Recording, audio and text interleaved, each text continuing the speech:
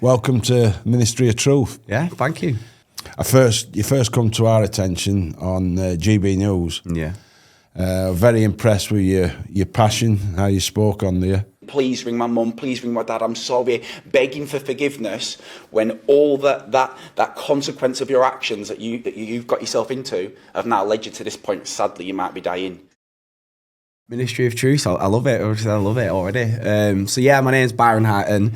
I'm a managing director and the owner and the founder of a charity called the JJFXCIC, and I'm sort of known for being the most violent and most brutal anti-knife crime teacher that's ever gone into schools, like, period.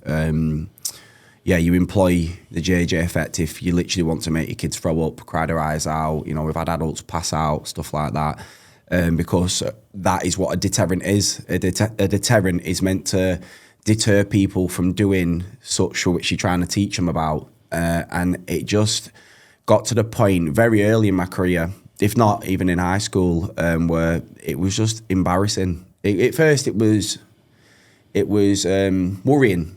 You know, like why teachers like this? You know what I mean? Why are knife crime teachers like this? Why is there a stereotype to a knife crime teacher or any sort of motivational speaker? There is a weird sort of preconception to what they are, and the schools accept that. Like, come in and they're already expecting a certain level of service. When you say they're expecting, the teachers or the kids? The teachers and the kids. The teachers and the kids. Yeah. And it's terrible. You just put a bit more meat on that. What do you mean by that? Like, for example, like when I was in school, I've always been like a chav. Very proud of being a chav. In fact, it's a big part of my career because I like to teach people that you can be who you want to be. You know what I mean? It doesn't matter if you listen to drill music, grime music, rap music, you know, dance, rock music, punk. It doesn't matter.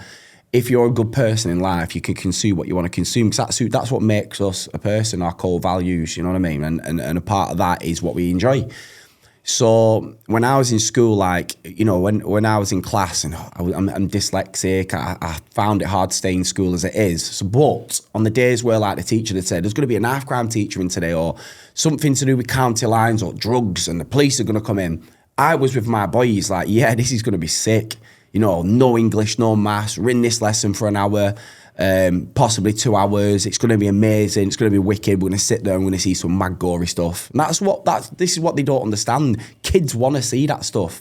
Do you know what I mean? Because they're exposed to it anyway. So if it's not on the level that they're normally exposed to, it just goes in one ear out the other. So you go into the lesson and you sat there going, what is this muppet on about?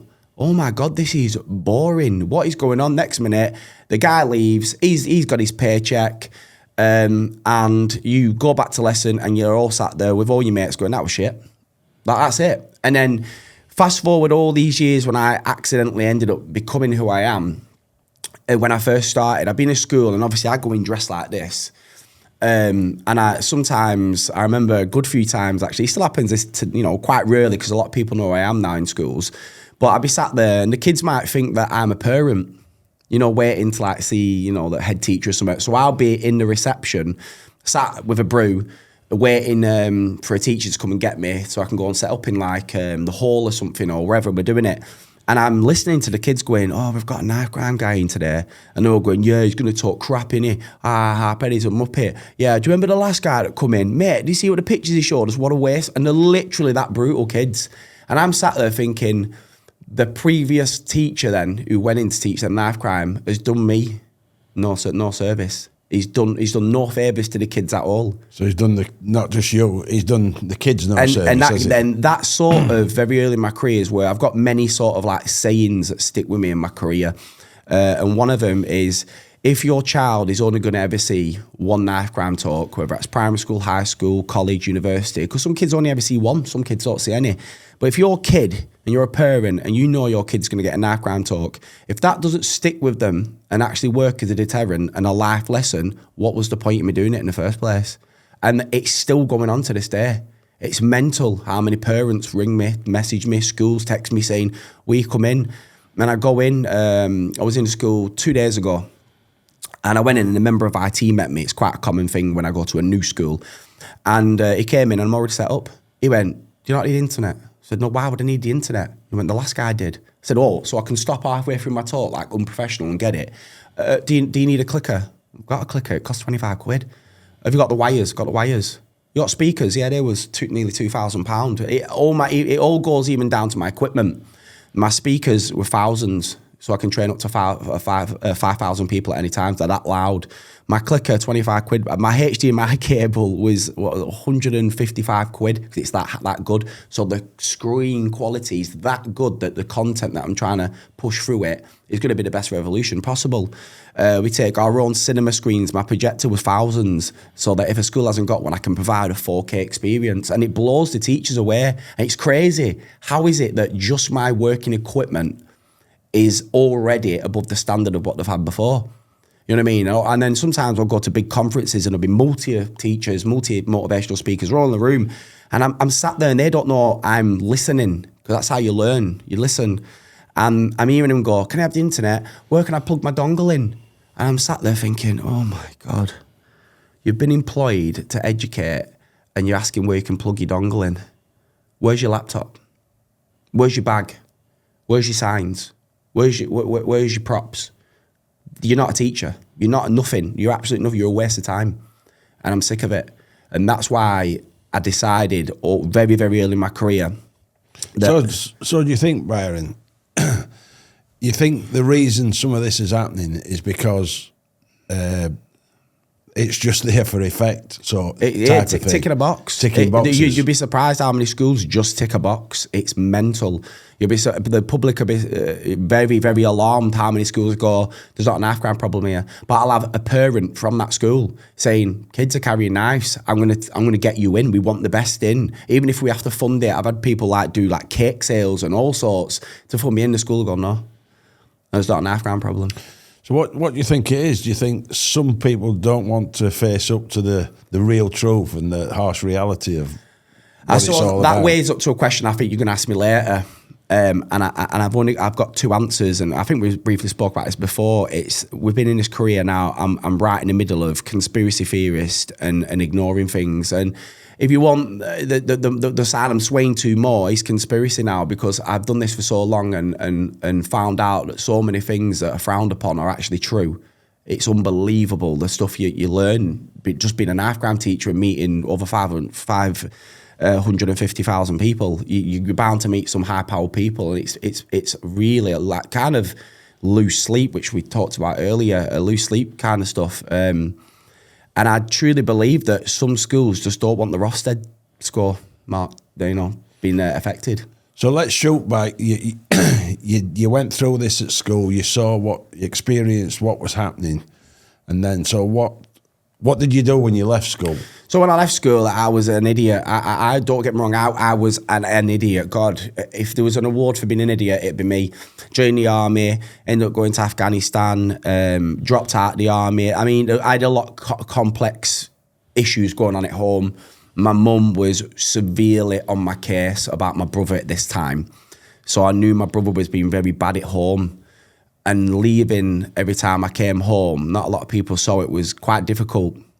What was the age gap, you and your brother? 6 years. Yeah, about 6 years, I think it was. Yeah, 6 years. So it was very difficult. You know what I mean? I could see my mum's face getting worse. But at the same time, probably didn't view it 100% like that, because I was an idiot. I was just interested in girls, cars, booze, drugs.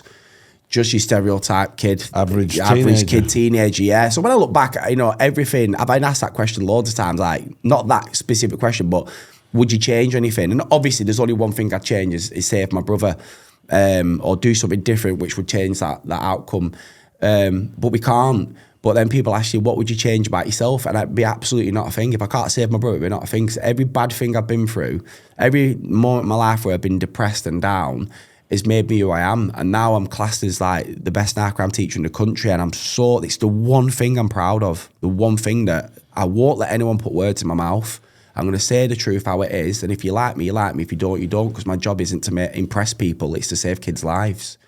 But yeah, back then. So you left school, joined the army. Yeah, well, I didn't leave school actually normally. That's what we'll get into now. I left school when about mid-year 9, maybe a little bit earlier, because I was addicted to money and work.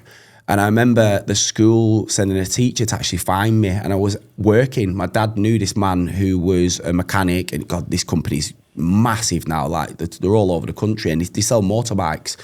That was the perfect thing for me because I was motorbike mad. Girls, motorbikes, and making music. That's all I was into. That was a free bread and butter. That was it.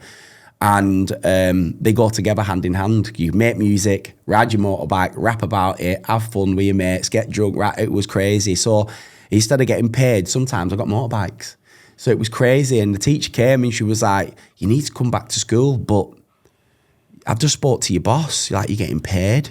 You're never missing a day. You're on time. Yeah, you're doing things that you shouldn't do, but if we bring back to school, if we bring you back to school, what good is it going to do?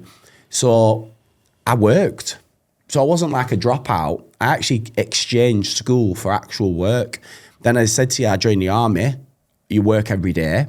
Then I left the army, and I've worked so much my whole life. I don't think I very rarely have time off. I mean, one of the big things that people say to me now is I work too much. At the current time, I'm working 2 jobs doing this, and I usually just do knife crime, but I've had to just get I wanted to get my first mortgage. So I'm working this job.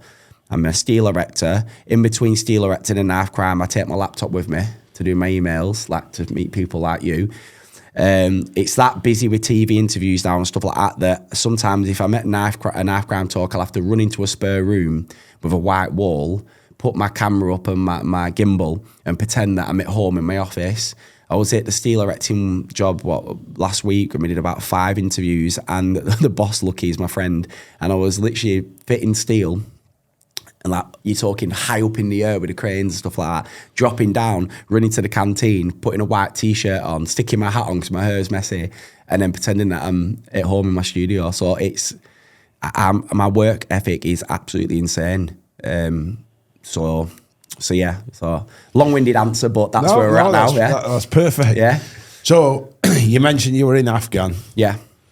Has that had any influence on what you do? 100%. 100%. I don't think it's had an influence on what I do, because nothing prepares you for watching your brother bleed out. You know what I mean? And we'll get to that. Nothing prepares you for a suicidal mum, which still has an effect 10 years later. Again, we'll get to that in a bit. The army, what it did for me is it taught me how to look after myself. I mean, I were only there a short period of time, because I say I came home. It was one of the worst mistakes of my life, leaving the army. At the time, I thought, I'll stay at home, help my mum. And then me and my mum ended up falling out anyway, because then I'm back at home.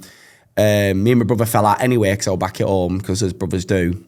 And it put me on a different path, that I might have been a different person. And, I think it's more than a regret, because I sometimes, even though I know I shouldn't do it, and it's a part of my healing process, I've spoke to counsellors about this, is never reminisce on my mistakes, because it's not my fault, you know what I mean? But I sometimes think, if I would have stayed in the army, would my brother have joined? But yeah, the army definitely taught me punctuality, timekeeping, respect. And it's crazy how you walk into my house, my mum still goes on about it now, and my friends, I'm a clean freak. My house is a bit like the studio. Everything's perfect. Everything has to be clean. If it's not, I'm mopping. I aim my clothes perfect. Everything I do, I clean my own car. I don't pay someone to clean it. You know what I mean? If I do, it's because I have to. But like, I'll clean my car on Sunday. It took the best part of 3 hours just to wash it. You know what I mean? And it's weird how them sort of lessons in the army have sort of moulded me into the beginning process of who I became. That's what I took from the army, becoming a man, so to speak. Even though I still acted like a boy, I had everything I needed to become a man later on in life. Had things just carried on from when you left, or were things changing? Yeah, things were changing. Relationships, obviously, as everyone does. I had many failed relationships. They was wrong. I was wrong. Both of us were wrong. Loads of relationships. So life carried on as normal. But again, I went straight to work, found myself buying another car, going on nights out. I sort of started to enjoy life as a young person should. God, I went on some crazy nights out, and yeah, I had a lot of fun. It was good. Life was really good. And you know what the weird thing is?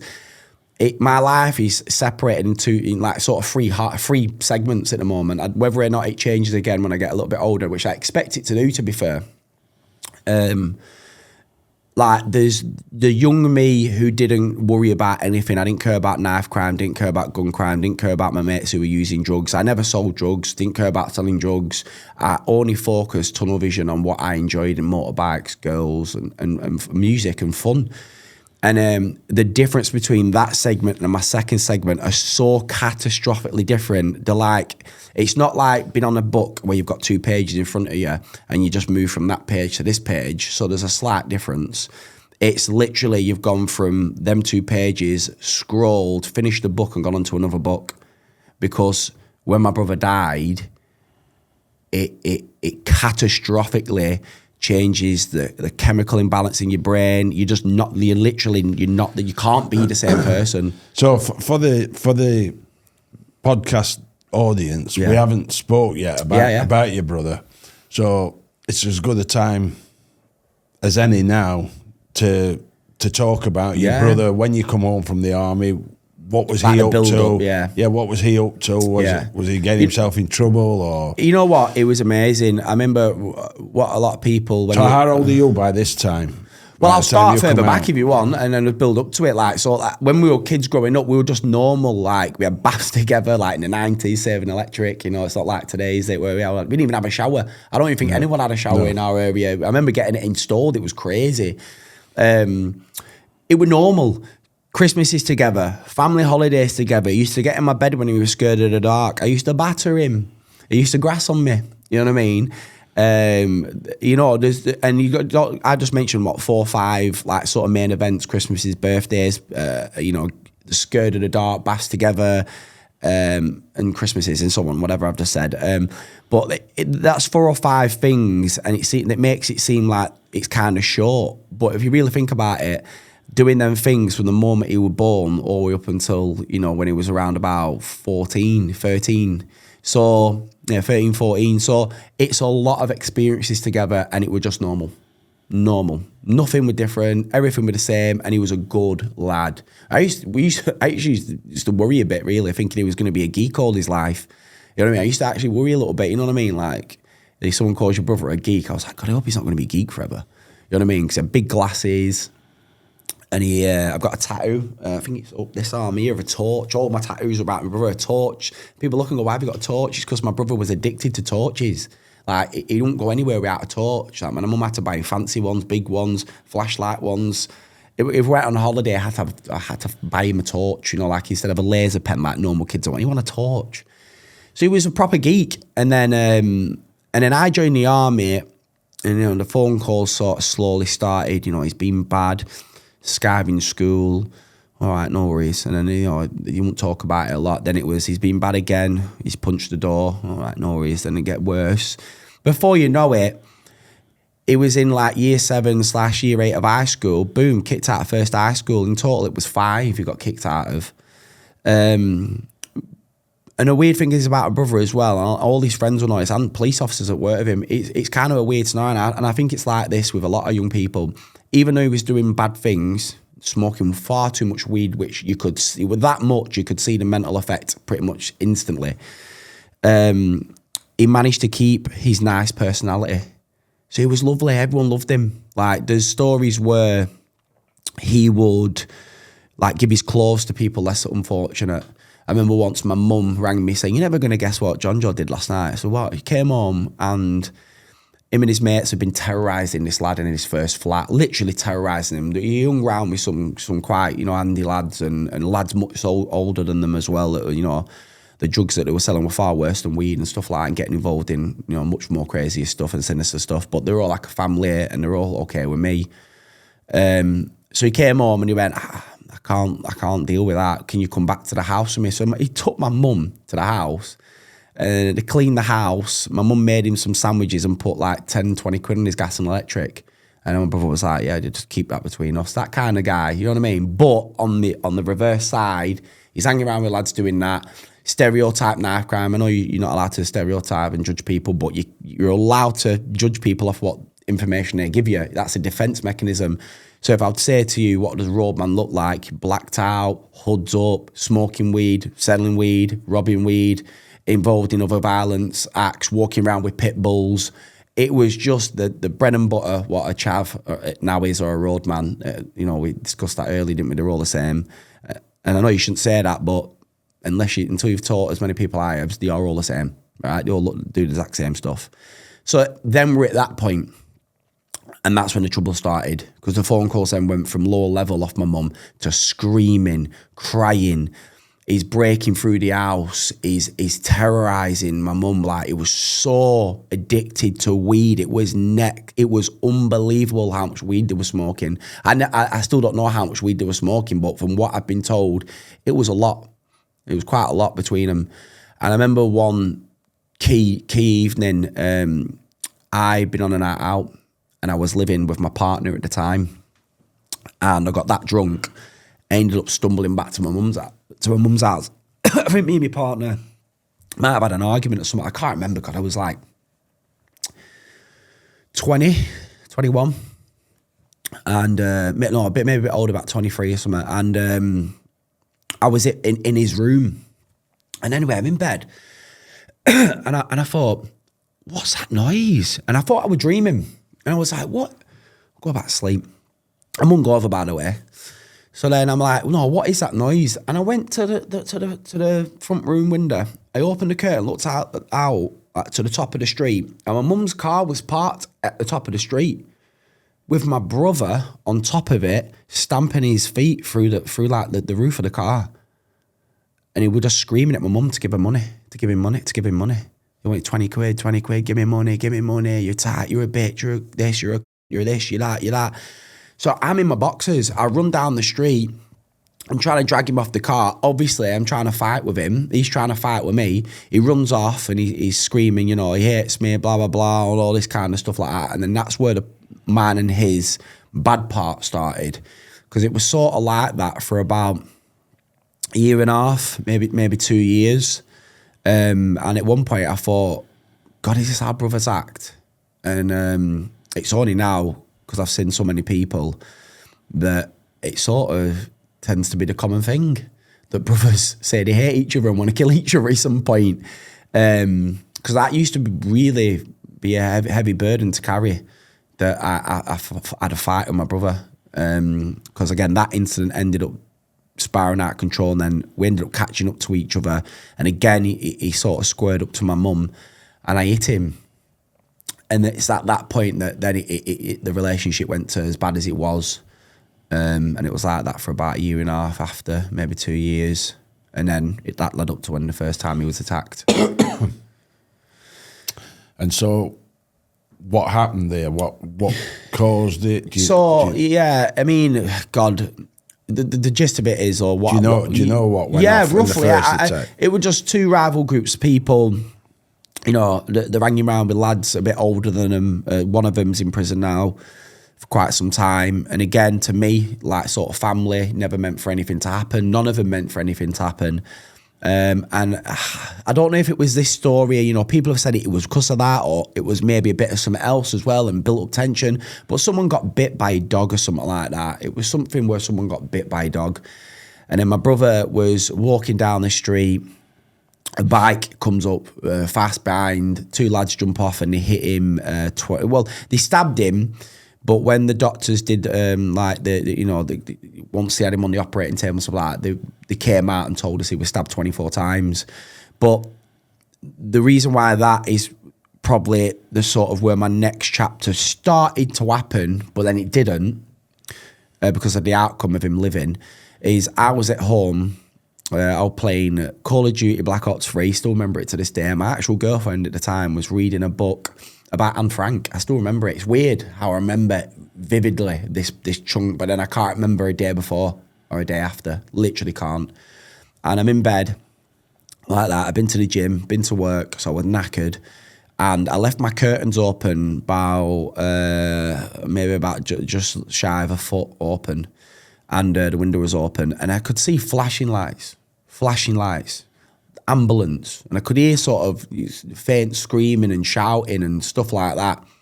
I'm playing the computer next to it. There was a loudest bang on the door, people screaming up at the window. It was insane. So I ran downstairs, opened the door. He's been stabbed. Where's your mum? Help him. He's dying. Where's he stabbed? I don't know. And the fear in this lad's face, said it all. So I ran down the street, turned left. And I remember there was a slight feint of rain. And it was pitch black. I ran down the street. Everyone's out looking to see what's going on. And they just got his body inside the ambulance, and the police officer saw it was me, and he dragged me inside of the front of the ambulance. And it's crazy because this is my first also experience of a decent police officer. You know what I mean? They're not all bad. It's just we're all brainwashed into thinking that. And I remember him being like, I don't know what to do. And I was like, what's going on? Why is he driving the ambulance? I thought the paramedic has to do it. But little did I know at this time that my brother had been stabbed that many times that both paramedics had to be in the back to, to keep him down, to pin him down, to apply pressure. And I'd not looked in the back now. So the paramedic's face came out this window here, which was like sort of shut, or it was a curtain, I can't remember. But I remember seeing this paramedic's face saying, press that button, and go, go, go. And then he flicked them all on, and then whoosh, we were off, and he was driving fast. So I turned around, looked through the window. So you were in the front? I were in the front, yeah. With the policeman? Yeah, and then I turned around, looked through the window, and I sort of vaguely remember seeing my brother's leg, and it was held on with a belt. And then his arm was all slashed open, and he was led on his back, but he was like shaking like this kind of thing. And he had an injury where the knife had actually gone through his back and fractured a part of his spine.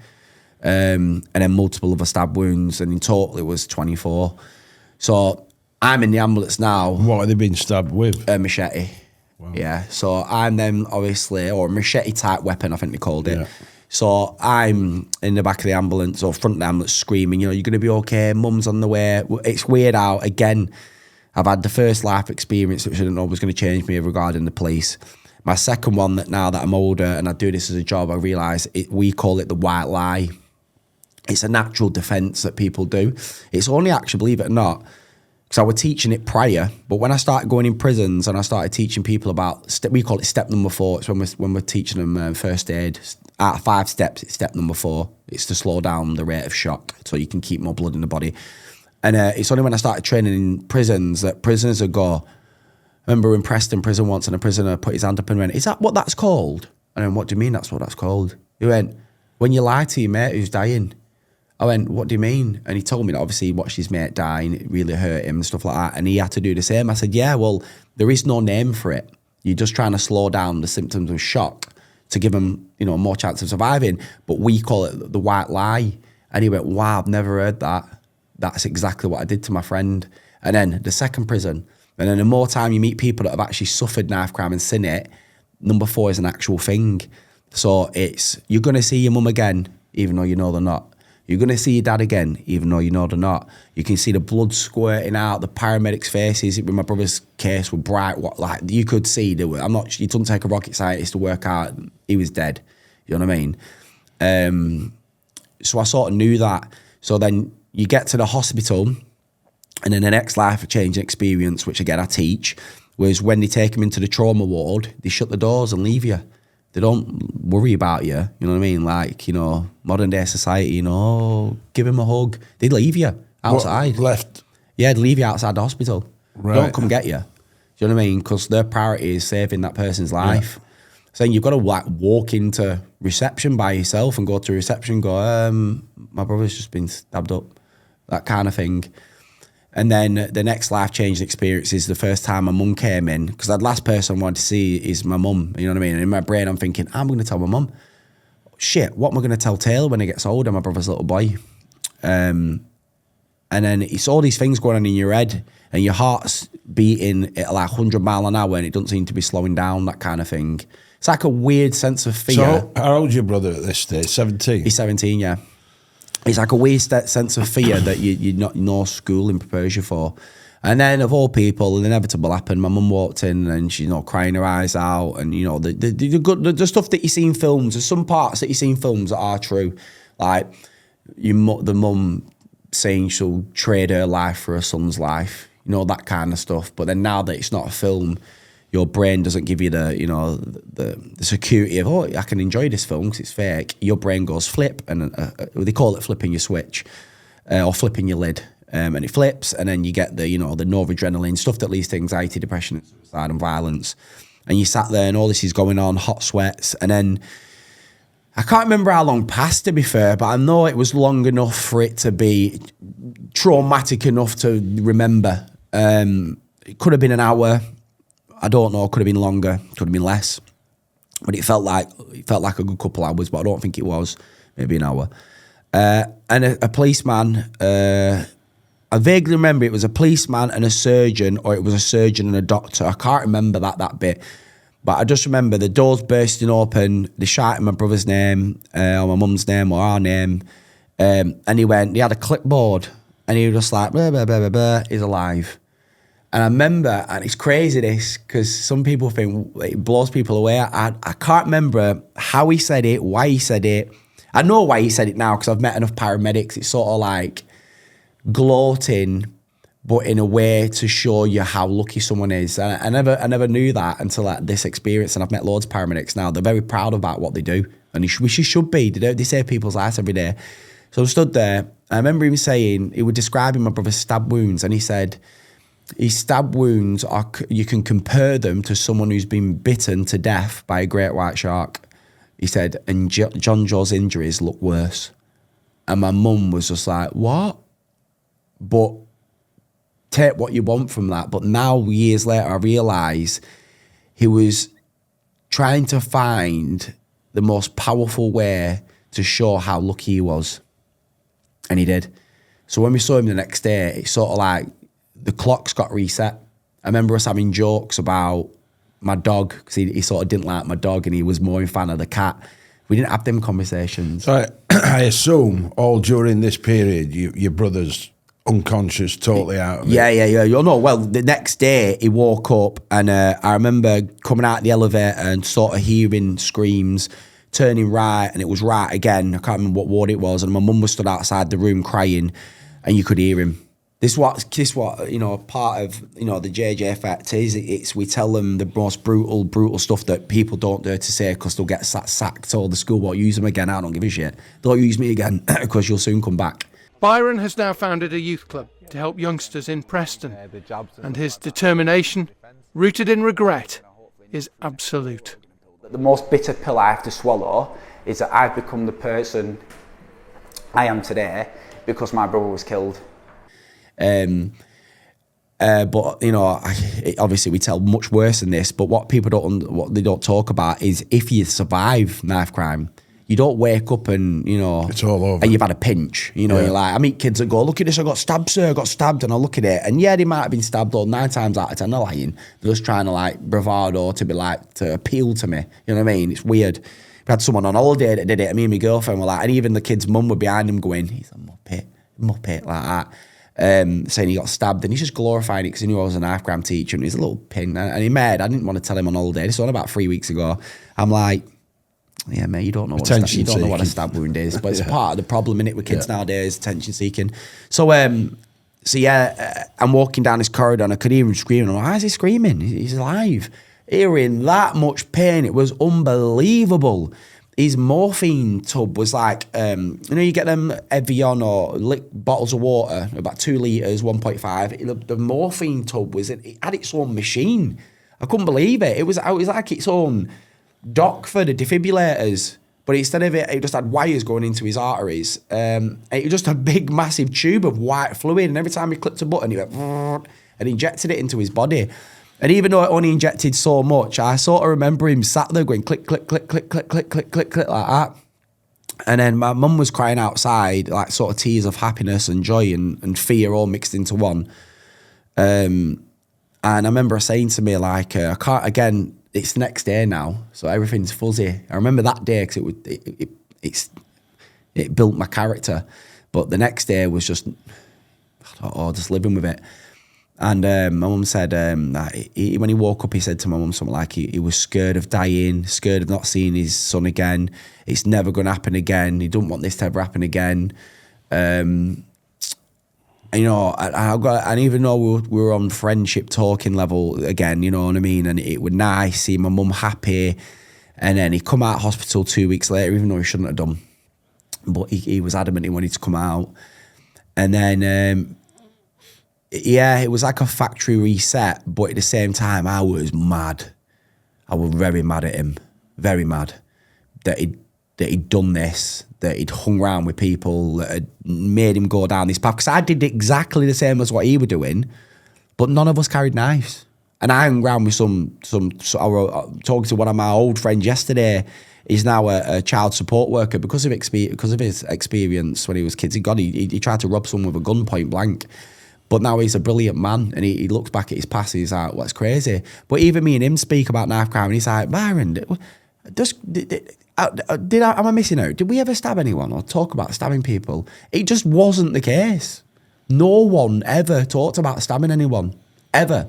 It's just hard to imagine where it all come from. It isn't. I'll tell you where it came from in a minute. When I was younger, the same thing. We got up to all sorts of stuff. But knives never come into it, really. Odd person carried knives, and usually they were well known for doing that. And 9 times out of 10, they were known as a coward for doing that. Yeah. And had the stigma with it, didn't it? Yeah. And somewhere along the line, things have just changed. Yeah, fashion's come along, and money. But yeah, so where was I up to then? Yeah, so I was mad. And then weird how it just unfolded. It just unfolded. Like the phone calls, mum would ring me and she'd be like, oh, he's been really good. He's been really nice. He's been polite. And then I remember bumping into a police officer and saying, and it's weird how I actually taught him now years later. Sorry, pardon me. I've taught a few of them, and they've said one of them still got like his, like their interview book. He's still got it. He kept it as like a, what would you call it, like a souvenir kind of thing, like, or to remember it. And it's when he pulled my brother, and it says like how polite he was, how kind he was. He had to do a stop and search, obviously, because he was with X, Y, and Z people, and he just like, yeah, no worries, no, I get it, yeah, no, it's fine. Like, it was polite. Honestly, everything changed. Bumping into people, going, your brother's a legend, man, isn't he? As if he survived that many stab wounds. God, he must be made of something, him. So how long did it take for him to get back on his feet? Type of 2 weeks. He was a Marine. He was a Marine. I honestly, I do think in a prior life he must have been something special. Because even I remember the doctors that he shouldn't be out walking around. And then it wasn't like 2 weeks and he came home and stayed in. He used to just drive around the estate, around where we grew up, if you call it an estate. Some people will, some people won't. But and he'd be walking around with a crutch. I remember bumping into him and I we went in and I said, "Yo, what you doing, you muppet? You've just been stabbed. What are you doing?" And he went, "Oh, I'm not ass, bro. I'm not ass, bro. I'm right." That's who he was. Yeah. It was amazing. I think that if he wouldn't have died, it would have been a serious man. So after that, he 2 weeks later, he's walking about. Did anybody get took to task for who did that? Yeah. Some people got arrested. They're probably out now. Do you know what I mean? Again, everything in between that it's weird, that period of time. I think I remember most of my life. I've got quite a good memory, but from him being stabbed to the second attack, that chunk of my life, it might as well not have ever happened. I don't remember a lot. I only remember the key things, and I think that's because I have to remember them. And it's because of my job. You know what I mean? I've got to remember the key ingredients, and I remember the key ingredients. Like I said to people that made me. I'm like a big cauldron of mistakes, bad stuff, good stuff, bad things I've done, which eventually turned me into the total polar opposite, which we'll get to, I suppose. So yeah, I remember that. I remember the phone calls, and I do remember one of the last phone calls that I had with my mum, and it was like, "Oh, he's letting me take him to Blackpool," and that was non-existent. I think the reason why my mum was so happy is because if my mum would have said to my brother, "Do you want to go to Blackpool with me? Let me take you, your girlfriend out, and your little boy Taylor to Blackpool," he would have gone no, or he wouldn't have turned up. But he said, yeah. So my mum was so buzzing, and I don't think he actually understands. Hopefully there's a heaven. But I don't think at the time he truly understand how happy that made my mum. And then my mum rung me after they'd been to Blackpool, and she was so happy. She had pictures. I remember her sending them to me. The last photo she ever had with him. A couple of days later, the second attack happened. And that's that's where we're up to now. Is there anything else in between there? No, so go for it. What happened in the second attack? So I remember I was starting my bodybuilding career then. I wasn't fully invested. I was doing it more for fun and taking it very seriously, but not as the level that I ended up going to. And I think my brother's death made that. That's why I ended up becoming like a well-known bodybuilder back in the day. I'm not now, like. But yeah, so I remember it quite vividly because I can't remember if it was a day before or a couple of days before. Again, I'm quite foggy, but I remember it was weird how our life has worked out. I do believe in fate. So I'm in the kitchen and I didn't turn the kitchen light on because it was broke. We needed it to get fixed by the landlord. And he was coming to fix it in a few days. So I'm in the kitchen and I'm washing up one of my meals because when you're, that's why I remember it, because you sort of bodybuilding, you've got to eat your meals. So I was cleaning this pot and I looked up and you wouldn't have been able to see me because the lights were off. But outside, clear as day, was the orange glow from the lights going around the estate. And these two, maybe three lads, can't remember if it were 2 or 3 lads, ballied up, came round on bikes. And they went off down the estate. And I'm washing up. And then next minute, in a mad frenzy, these lads then whoosh, did one. And I remember going, oh, them Muppets doing round here. So they're on push bikes. Push bikes, yeah. Push bikes with balaclavas. Push bikes, yeah. And the crazy thing is, they were 3 of my brother's friends or associates. They've gone to one of my brother's main killers, the person who, he didn't deliver the fatal blow, but he definitely did, you know, commit the crime, and he's the person who instigated it. So they went round the corner. They knocked on this drug dealer's door. This lad who I'd spoke to many times. He was a well-known lad that I grew up with. He was a lot younger than me. I knew my brother had problems with him. I think a day or 2 even before that, I missed that out. I bumped into him and he jumped out of a taxi. And I remember my dad ringing me going, does a lad always jump out of a taxi near your house? And I say, yeah. And I remember my dad saying, yeah, he's one of them lads who sell drugs but can't walk around the streets and stuff like that, yeah. You know what I mean? Sort of like slagging him off a bit, saying, using our taxis, blah, blah, blah, like that.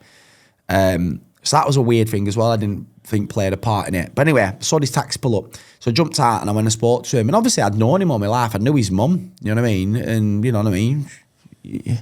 Don't want to talk too much about how she raised the kids, you know what I mean, or whatever, but no way. I'm old enough and mature enough now to not blame anyone. It definitely wasn't their fault. They're victims in this as well. And I wouldn't have been able to say that, but I am now. Do you know what I mean? I shouldn't have maybe passed the book of blame on as much as I did. Anyway, so... And I said, what's going on with you and my brother? And he went, nah, bro, your brother's sound. And he came over, he busted me, I busted his mate. And he went, trust me, your brother's sound, innit? Talked a little bit maybe about him being stabbed. And I said, look, just leave my brother out of it. He's been stabbed. You know what I mean? He went, nah, trust me, it's nothing to do with your brother. It's that lad he's hanging around with, the lad I told you about before, who's in prison now. And that person seemed to be what I was hearing a lot of who the beef was with. He was much older, involved in much high-level crime, and all these youngers are hanging around with him. Do you see what I'm saying? So like radiating the trouble, making things 10 times worse. So I went, right, no worries. And then it was perfect conversation. And my brother, I don't even think my brother knows I had that conversation with this lad. And I come in, and I'm like saying to him, I've just seen blah, blah, blah, blah, blah. I had a word with him. His sound is out, you know what I mean? He's a good kid, you know, and he said it's not to him, my brother. Fast forward again. Them lads then came round, remember, with the ballies on and went. And it turned out they went to his house and attacked, well, they was meant to attack his mum, but they attacked, I think, his auntie or a woman who was babysitting or something like that. Can't really remember. And anyway, they attacked a woman. Not only that, on the same night or the day before, thereabouts, they robbed this lad or robbed one of his mates, you know, like they do, robbed a bike, maybe some drugs, maybe a mobile phone, a burner phone, which, you know, in the right hands can be worth quite a lot of money. So you can see the chain of events, can't you? But weirdly, I've seen it. You know what I mean? So then a couple of days passed, and my mum, I was late home from work, so I went to the gym late, and my mum rang me, and she said... You saw them driving past, but did you know who it was? No, because I ballied up. No, I just thought they were lads, yeah. So you get the plot, the plot of fate thickens even more now. So I'm at the gym and it was really dark. And my mum rang me, she went, I'm at your house now, I've come to see you. I'm like, I'm at the gym, I'm on my way home now. And I remember being on the phone and she went, whoa, loads of lads have just run past my car because I'm at my home, my flat, not my mum's house, by the way, my flat. And she went, whoa, wonder where they're going, bloody idiots. Why lads like this, you know what I mean, nowadays? They jumped over my fence, which was like a communal fence, but, you know, my fence, you know, as well as the other 2 houses or 3 houses, and jumped in 2 cars and drove off. Well, little did my mum know, they were the lads who was going to kill my brother, jumping in the two stolen cars or 2 like illegally bought cars. How crazy is that? Wow. So we've seen between us all the events, the triangle that killed my brother, even though we didn't even know. Like someone up above's giving us warning signs. And you know what? Until I come on shows like this, people don't know that. So my mum said, right, I'm going to go home. She went home. I came home. Again, I'm in the kitchen. Light's not working. It's about 11:45 by now. And I'll pause it there because imagine I'm in the kitchen. So them cars have gone off. And my brother then finishes work earlier on in the day. And my mum used to spy on him all the time. So she'd come round the corner worried about him, bumped into him. It was total coincidence outside his friend's house. And he was dressed in his trackie and stuff like that with his friends. And mum said, "Are you all right? Take your jacket off, you idiot. It's boiling." And he turned and he smiled at my mum and like nodded at her, you know, like laughing. Back in the day, before he got stabbed, he would have gone, "Mum, do what?" You know, like, but he smiled at her and it made my mum's day that. She drove home and she's like, that's why he was smiling. And he dumped his work clothes in front of the washer. He then walked across the street, went to a pub called the Charnock Pub, and he stayed there. You can see him clear as day, CCTV, playing pool and drinking because it was 2 weeks after his 18th birthday. So he's just turned into a man. And then he walked home from the pub. We were walking to meet friends or to his dad's, I can't remember. He came round the corner and sort of coincidental, these cars that had been driving up and down, hunting down the lads that jumped him, not John Joe, nothing to do with him. It was sort of proven in court that it was wrong place, wrong time. That's why the last documentary we did was called Murder for Revenge.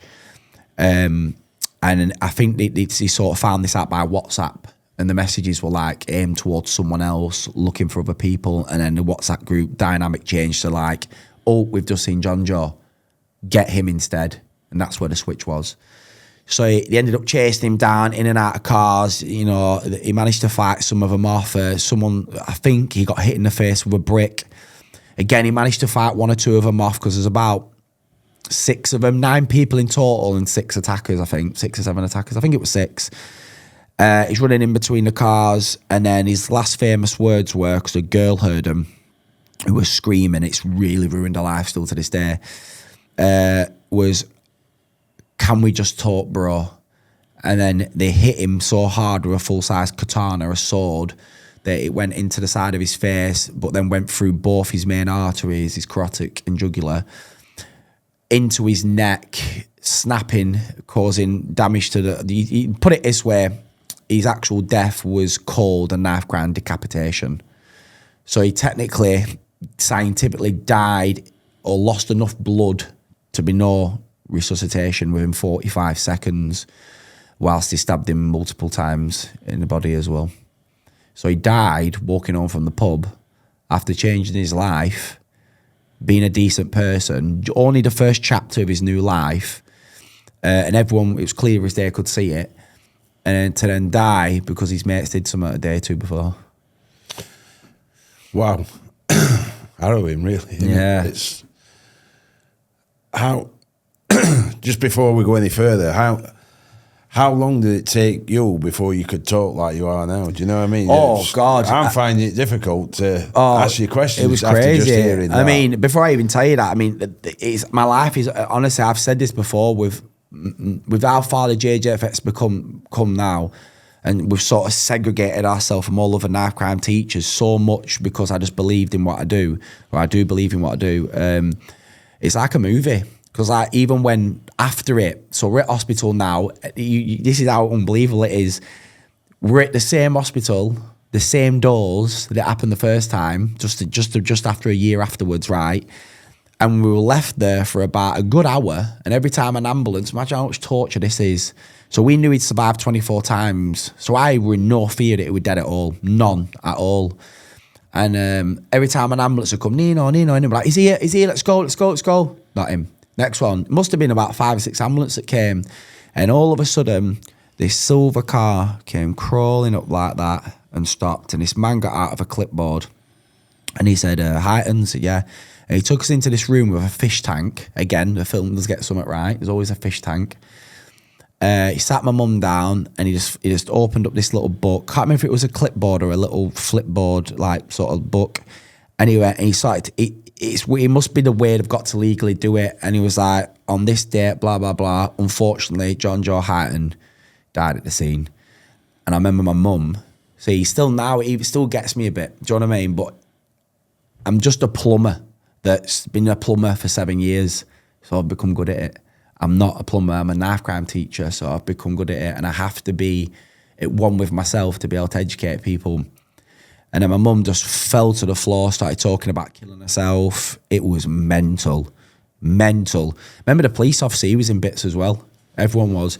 We walked out the that room, and the hospital felt like it was in bits, like everyone knew. It was mad, 'cause it was sort of unheard of in Preston.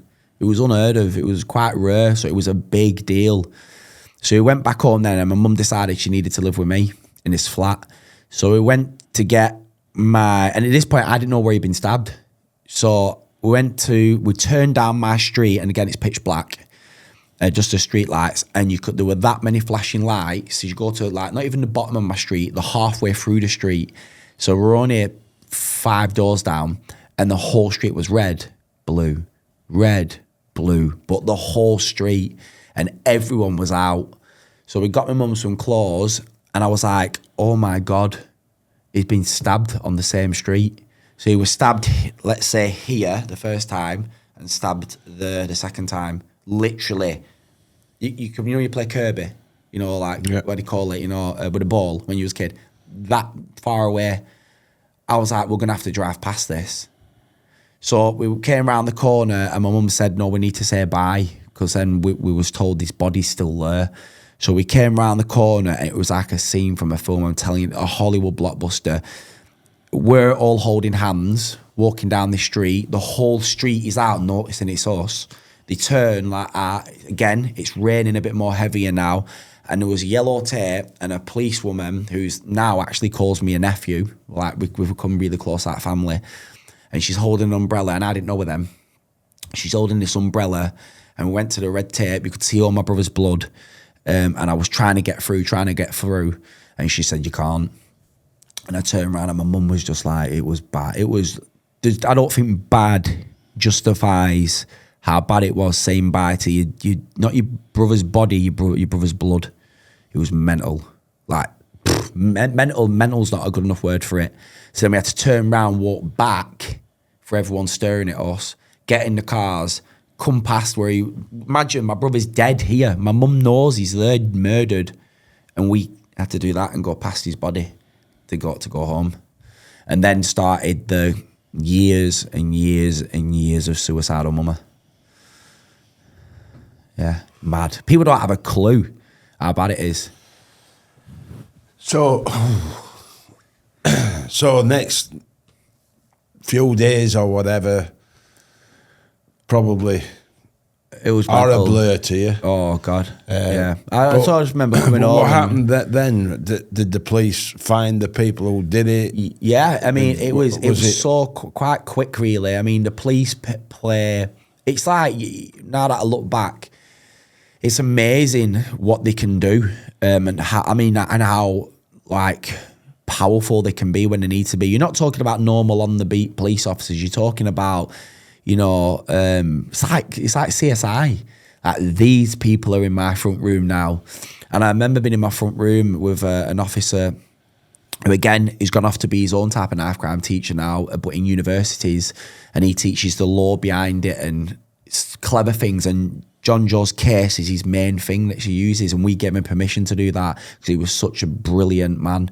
And he was, this is what I mean, it's what people don't understand. It annoys me. There are 100 times more good police officers than there are bad.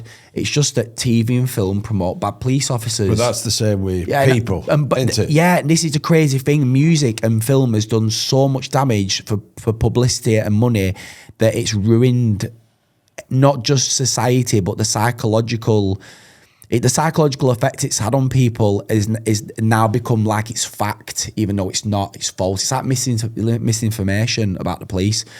So when you meet these police officers, it's like, wow, I remember being in my front room and I couldn't leave the house, and he was like, you are going to the gym.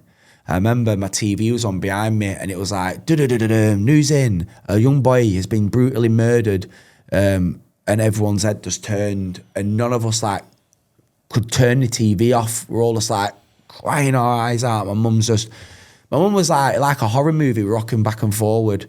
Like you could just tell, I knew in her eyes that any given moment she'd just stab herself, kill herself, take an overdose. Any given moment.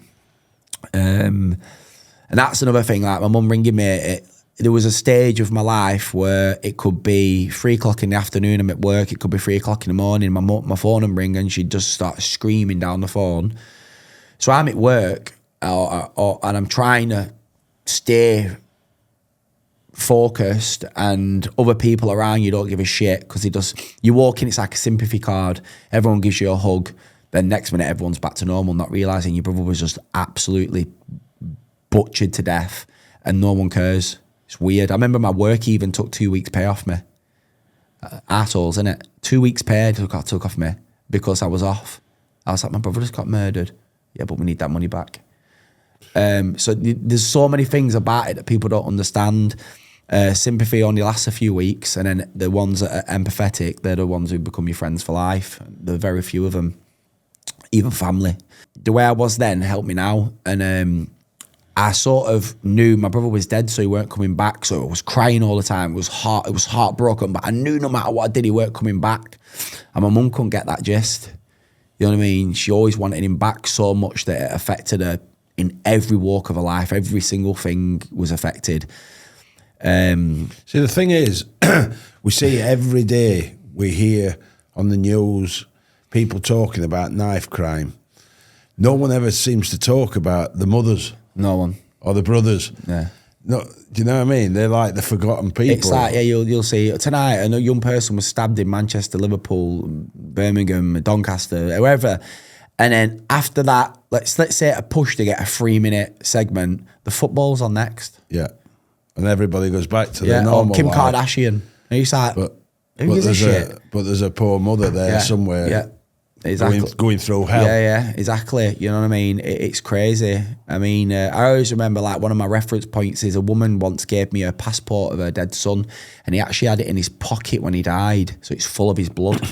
And it was Christmas Day, this, and I was delivering presents to kids who had cancer, because on Christmas I give out presents to families and stuff like that. And I remember saying, right, it's Christmas Day. I know it's Christmas Day, but I will go out my way. It's on the way for me going to my nana's. I'll come see you and get this passport. She went, yeah. And I thought I'd go in, have a brew. Oh, God, couldn't. Pulled up on the street. There's kids out playing. There's Christmas decorations. Everyone else, her curtains are closed. She came to the front door. She was grey. She opened the door. She gave me a hug. I went in. There was no Christmas tree, no nothing. I gave her a hug. I told her to stay strong. I couldn't stay. I was so busy. She gave me a passport, told me to keep doing the work I'm doing. And I left. And she probably didn't know it, but that small interaction there really opened even more doors for me because of how I think.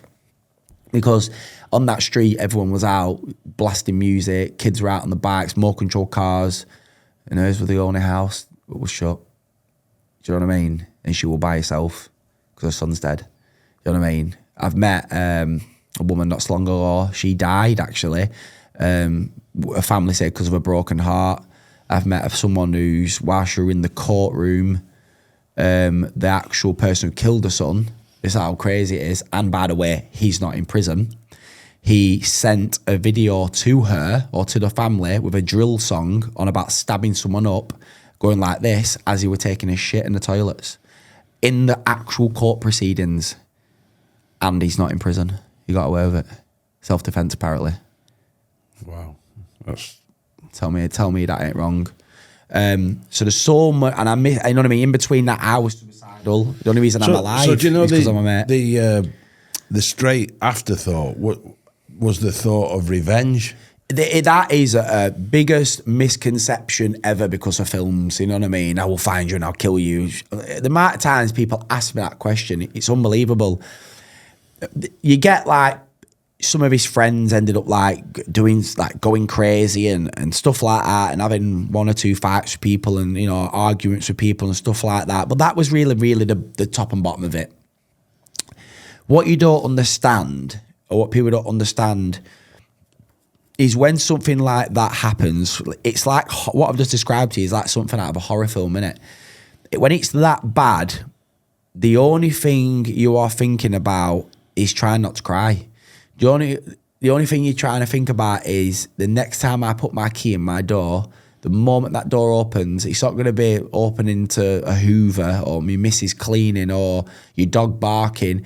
It's a woman on your sofa crying, talking about killing herself, constantly rocking like a horror film. So you went straight into protection mode for your mother? Yeah, no, it happens. No, it's crazy. And then people go, I would have done revenge.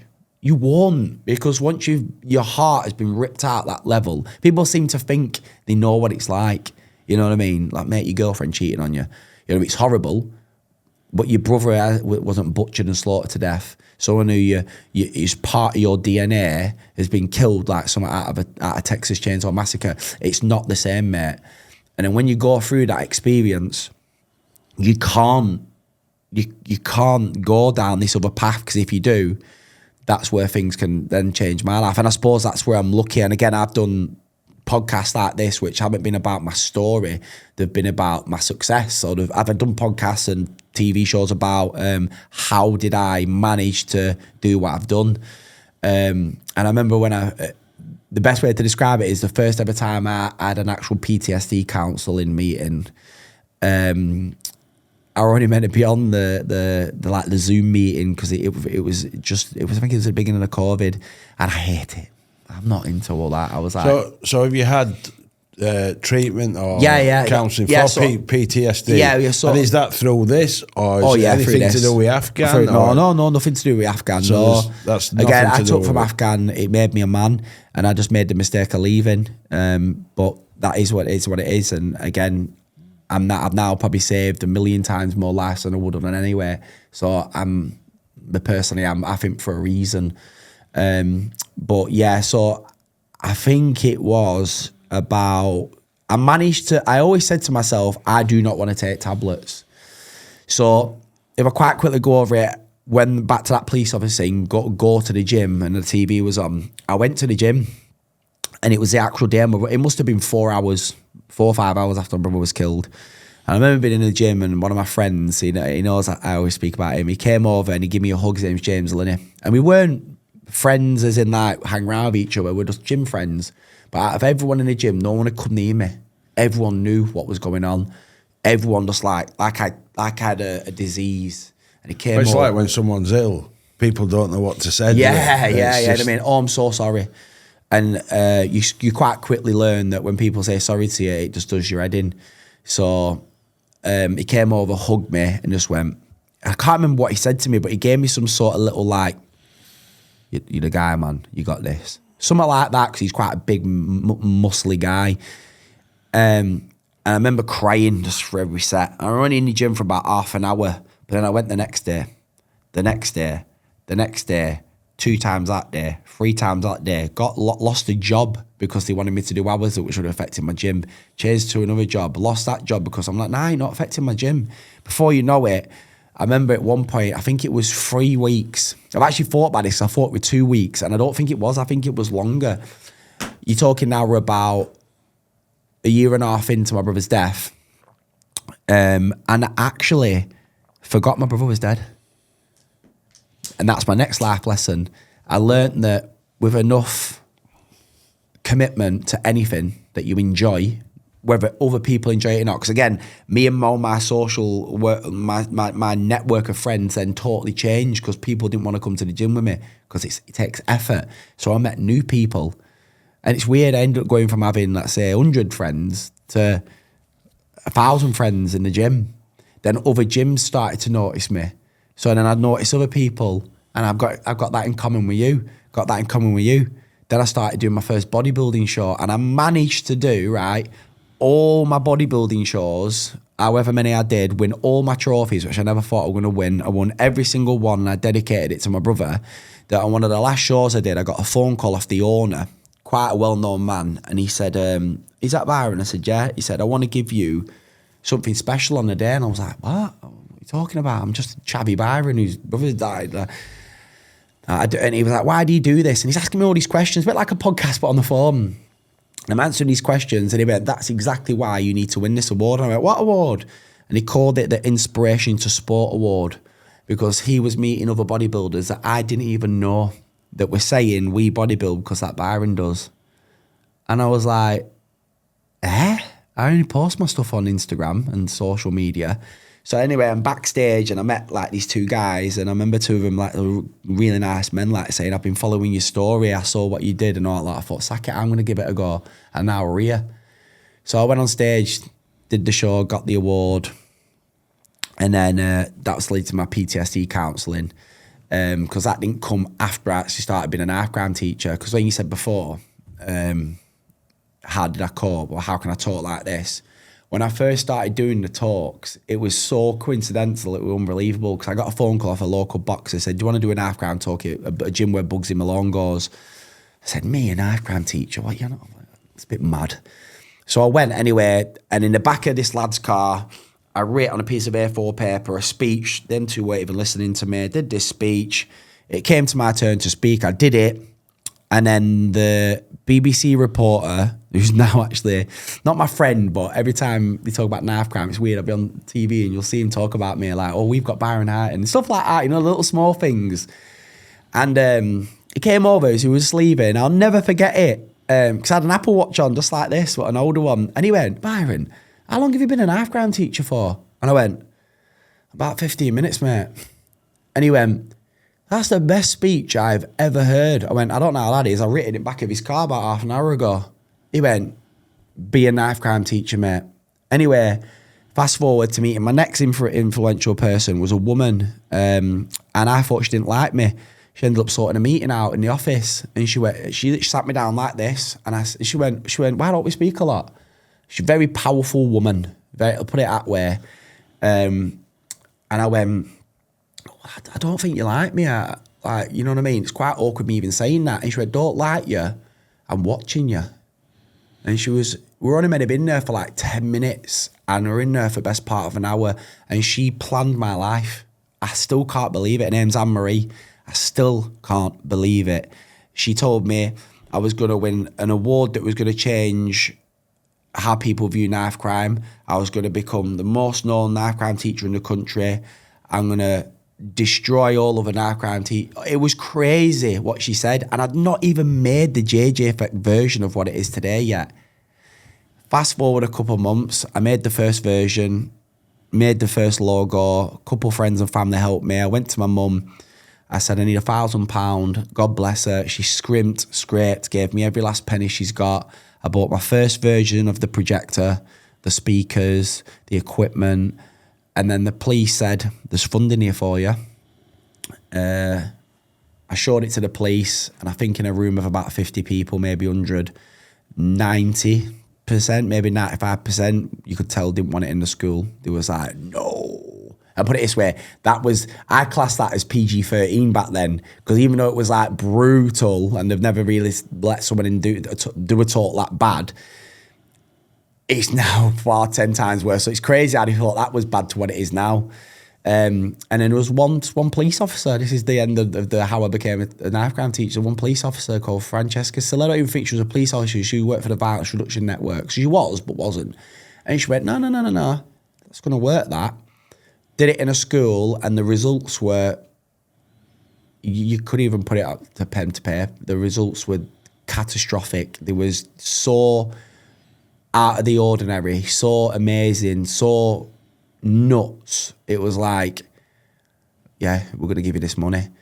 So year 1 was all funded by the police. Year 2 was funded by the police. By year 3, there was that many schools. We've been self-funded ever since.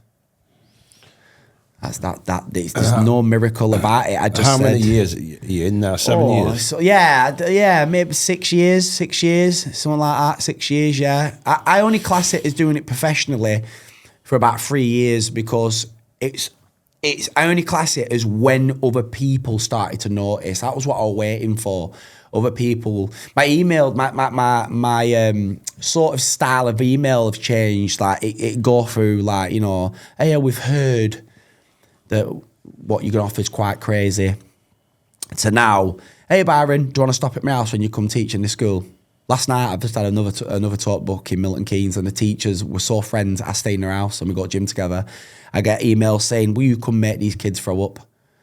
And people watching this now, the viewers might think, why are teachers acting like that? They're the teachers you want teaching your kids because they've had enough. You don't understand that it's now common knowledge in schools that kids are talking about stabbing each other. They're just soft. We live in a woke society. That's reality. No one likes the truth. The truth comes second now so it doesn't affect people's feelings. The truth is, we live in Great Britain, a country where children How can we cure things if we don't teach reality? This is the thing I'm fighting at. Honestly, like one of the main questions when we were talking earlier this morning, and I said I'm really looking forward to today because I know it's going to be a podcast where you're going to allow me to say what I need to say. But like I said to you earlier as well, the amount of news radio stations, TV that I do, and they cut out the most important bits. And I'll always work with them because I need the publicity to be out there, and I need to keep being the best at what I do. I'm very competition driven. But it still doesn't mean that when I watch the actual report, I'm sat there with my partner, my other people who know my opinions, or other people are in me going, didn't you tell me you said that? Yeah, guess what? They've cut it out again. And the people who ring me and mess me saying, I take it, they cut what you said out. Yeah. The reality is we live in Great Britain, which isn't great anymore, where kids kill kids. When James Bulger was killed, do you remember the Venables? Yeah, absolutely. That nearly shut down the country, didn't it? That sent shockwaves through the entire world of how bad it was and how brutal it was. And unless you read the books, you don't know how bad it was. Now do people care when 13-year-olds stab each other at bus stops? And it's not like they're stabbing each other over war either. It's postcodes, music, because they've got a motorbike they want, because they've got AirPods that they want. They want to take that person's mobile phone, drugs, heroin, crack. They're the most stupid things. Postcodes, they're the most... I always compare it to... Imagine if we can go back to 1990. I know probably back to your era. Back to your when was your teenage years? What year? Late 70s. Late 70s. So I've now just popped up in front of all your mates like in a DeLorean from Back to the Future, and you're like, whoa! I jump out of the DeLorean and go, mate, in 2024, the Great British government can't stop 12-year-olds, 10-year-olds, 13-year-olds stabbing each other up because of postcodes and music. And they're addicted to these little sticks, which everyone knows will kill you and give you cancer. And kids are punching teachers in the face and using racist slurs and going to prison and murdering each other and all using heroin and ketamine and that can give them brain damage. That's going to be happening in 2024. What would you say? You'd be like, what? You wouldn't have believed it. There's not much has changed from when we were teenagers to what teenagers are today. Yeah. In 90% of how they are. Yeah. It's just certain things that have crept in. The drugs have become a lot more potent, strong. No one... Easy to get. People did take drugs when I were at school, but it was very, very few and far between. Yeah. Well, like I know kids, like literally, like as a little tip for you, like a little thing. I don't know if you know, like Snapchat. I went to pick a knife up once a few years back, and there was 10-year-olds doing lines of coke on park. How'd you get that? Snapchat. Yeah. That's it. And then people go, it's not that bad. It's not that bad. 10-year-olds are doing lines of coke on parks and going arse with their mates.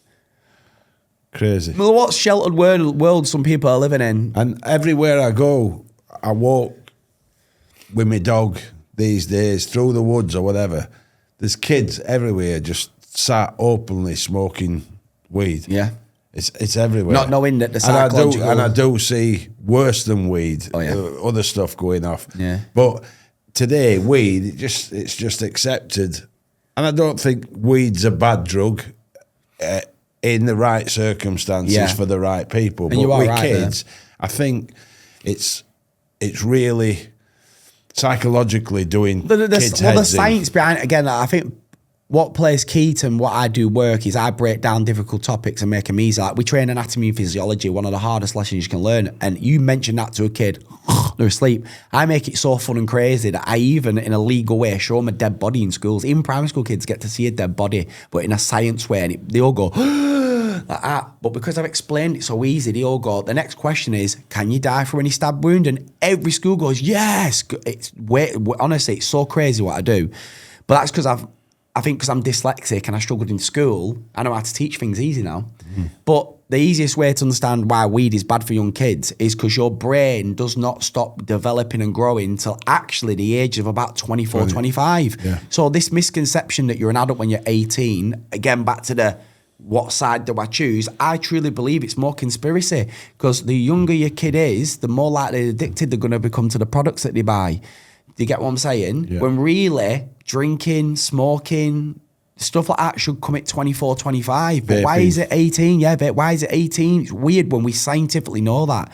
And because your brain's still growing and developing, certain drugs have certain effects on different parts of your brain.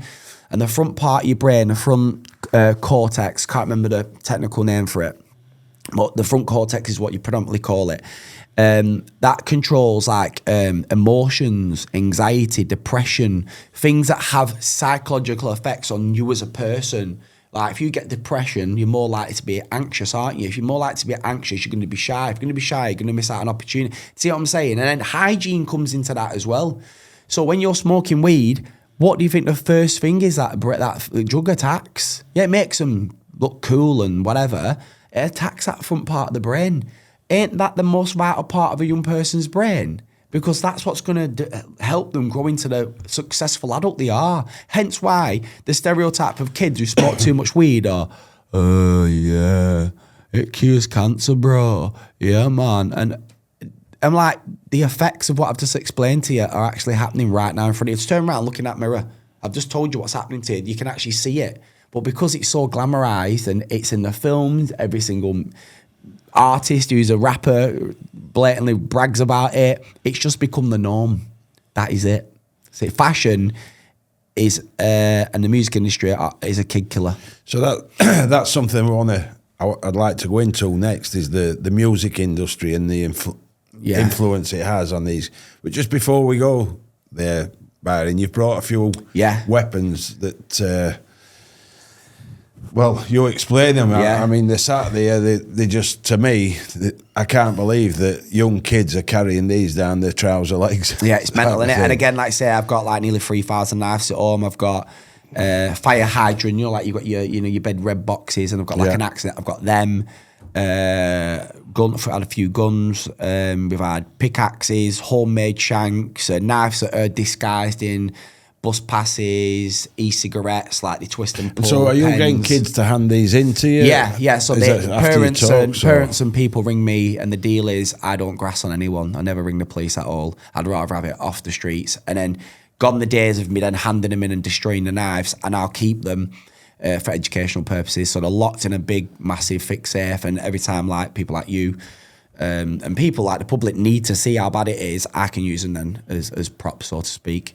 But yeah, so I've brought. You've got the ZK. This is like the JD Sports of knife crime. This is like the bread and butter. You bring this out in schools, and the reason why I take this one to schools is because this is the one where honestly you can bring out any knife in school, right? and kids will go, you can see I'm looking at them. And sometimes we're in a room of 5,000 people, they don't know that I'm also viewing them. But it's weird when you watch a show, you don't realise they're watching you as well. And I'll see the lads like, yo. You know, they're buzzing off it. And the reason why he used this knife is because this is the one that brings most. And so would you say most of the kids, if you take that out in a school, most of the kids will know exactly what that is? Their eyes light up like candy, literally. I'll say can any knife kill you? And they'll all go, yeah, at this point, because they already know. I say, right, so why does a knife that in some parts of the country only costs like around £15, this actual knife here costs £15 off the kid I took it off. Why does it only cost 15 quid? Because it's cheaply made. I mean, I'll show to the camera now as best I can. Look, if I just use my thumbs, look, that's hardly anything. I could snap that. That's how easy they are. That's how cheaply made they are. Look, if you take, that's why that's all loose, because I take it off to show people. Look, there's nothing under it. Just a piece of metal and a piece of rope. So if a kid can buy that for around 15 quid, how much does that mean it was made for? If a company still makes it, pays staff, pays for maintenance on the presses, puts it in boxes which you have to pay for, pays postage, shipping, because they're not made in England, to another country, take all that into a consideration. So where are these being made? All over the world. I wouldn't even like to say. I mean, I've got a few places that are common sense places we can say and stuff like that, but I don't want to bring no bad press to people like that, because it's not the country's fault. It's the bad people. Because but how's it going through customs? I mean, I send for stuff to America, for example. 9 times out of 10, customs are coming to me for some more money. Yeah. Because I've ordered something online. I've done it. I don't even know it's coming from America. Next thing, they're sending me a bill before they'll release it from customs. They want another 30 quid off me. Yeah. So how are boxes loads of these? And again, that goes down to a question I can't really answer, but again, weighing what I believe is just how evil the world is. You know, there is someone somewhere. You got to think how much preparation, design, thought, process, and money has to go into making just that knife. That's like one there, let alone the million other they've probably printed. It's just a big print, innit? Big press. You know, that means that someone who owns that factory somewhere in the world or whatever, however they make this knife, you know, they're comfortable in life. You know, they must have any car they want, any house they want, and they still allow it to be shipped over to a country where they know we can't stop kids killing kids. And this is why this new law, again, I mean, I did the GB News, the first one we did about 2 weeks ago. And that week, it was the week that the law changed where these are now banned, which is ridiculous. It's not ridiculous in it shouldn't be a law, because it should be, but it should have just been an automatic law, full stop. That's it. And instead of using a celebrity to make it look like they're doing good when they're not. Well, it baffled me that when I heard that the other week, they're banning certain types of knives, but other ones will probably be banned in the future. It makes no sense. All it should be is that only legally licensed shops can sell knives. If you get caught with any knife with ill intentions or no reasonable excuse for carrying that knife, obviously you can't excuse one of these ones. That's it. You got boom. You go to prison. That's it. But it just doesn't work like that. And I don't understand. That's why I just don't know why no one in Parliament represents the British public. No one in Parliament looks like me. I mean, like I said to you earlier, it's crazy how my career is going. Everyone keeps telling me now to be an MP. I think I'll be the third. It'll be like Ali G, you know what I mean, walking in. But it seems to keep being the reoccurring thing that people keep saying. Well, that's what we should have in Parliament. Normal people. Yeah. And people who other people can relate to. Yeah, I mean, half of these people. Makes no sense. Like yesterday, I listened to something on the front bench of the new Labour Party. Yeah. Not one of them on that front bench has ever had a normal job. This is what I mean. So they don't know what it's like when you know what normal people do. You don't know what it's like when you get sacked. You know what I mean? Because you're late because of childcare. They don't know what it's like. You're like you won't eat that night because you've not got enough money. They don't know what it's like to have you get your energy bill. And sneakily, they've not told you for 6 months that they've increased the price, or your meter's been running too fast, and now you've got a $3,000 debt, and you ring them and they go, well, it's your fault. And you're like, well, I've not got enough money to pay it. Don't worry, we'll put you on a payment plan. And you're like, but I can't afford to pay it. Oh, well, we'll give you a CCJA. Well, yeah, but I want to buy an house in the future. They don't understand any of that stuff. So they're just putting people to fail. Yeah, this is they have no idea what. Anyway, we could go on all day about politicians. Yeah. Go on. Next so next ZK, this like I say, the bread and butter. This one that every kid wants. You've got your look at this one. Look at that. What? Razor sharp can stab you to death. But look at that. Imagine what the company that makes them have just mastered it, haven't they? This one is called the Avenger. This is quite a bad one because this is very, very, very, very strong. And again, the Avenger. Do you know what I mean? It's just blatant. Again, these are like the ones that aren't that bad. This morning I just went into and digged in and thought, right, I'll show him that and that. But so are these bad? These are bad now. Bad? These are bad now, yeah. Bad now. But let me tell you now, I've seen 550,000 people. And I've spoken to hundreds of teachers, hundreds of people, thousands of. I mean, I always lowball myself, but let's just put it this way: a lot of people. And when you say, "Will that law affect kids having these knives?" No, I know kids. I do think it's changed now, actually. But I met a kid once not so long ago, and when I went to his house, there must have been. I also know it was a black bin bag, and these were still in the wrapper, so they were in the like the protective sleeve, and then in the wrapper, like with a bit they'd hang on a hook, and there must have been 50 of them, and their dad was fuming, and I was like, why has this kid got he's only 14, 15, why has he got so many knives? He's selling them like drugs, so they buy them in bulk wherever they get them from, I don't know, and then because they've bought them in bulk, they will sell them for cheaper to make more profit. So then there's 14-year-old, 13-year-old kids running around and selling these like drugs. Then you hear stories of kids selling or swapping them for drugs or swapping them for another knife or a motorbike and the mad stuff you hear. This is the new Pokemon cards. So this is the new fashion. That's it. Years ago, I was talking to a guy who run a head shop. Yeah. Do you know, with synthetic drugs and that.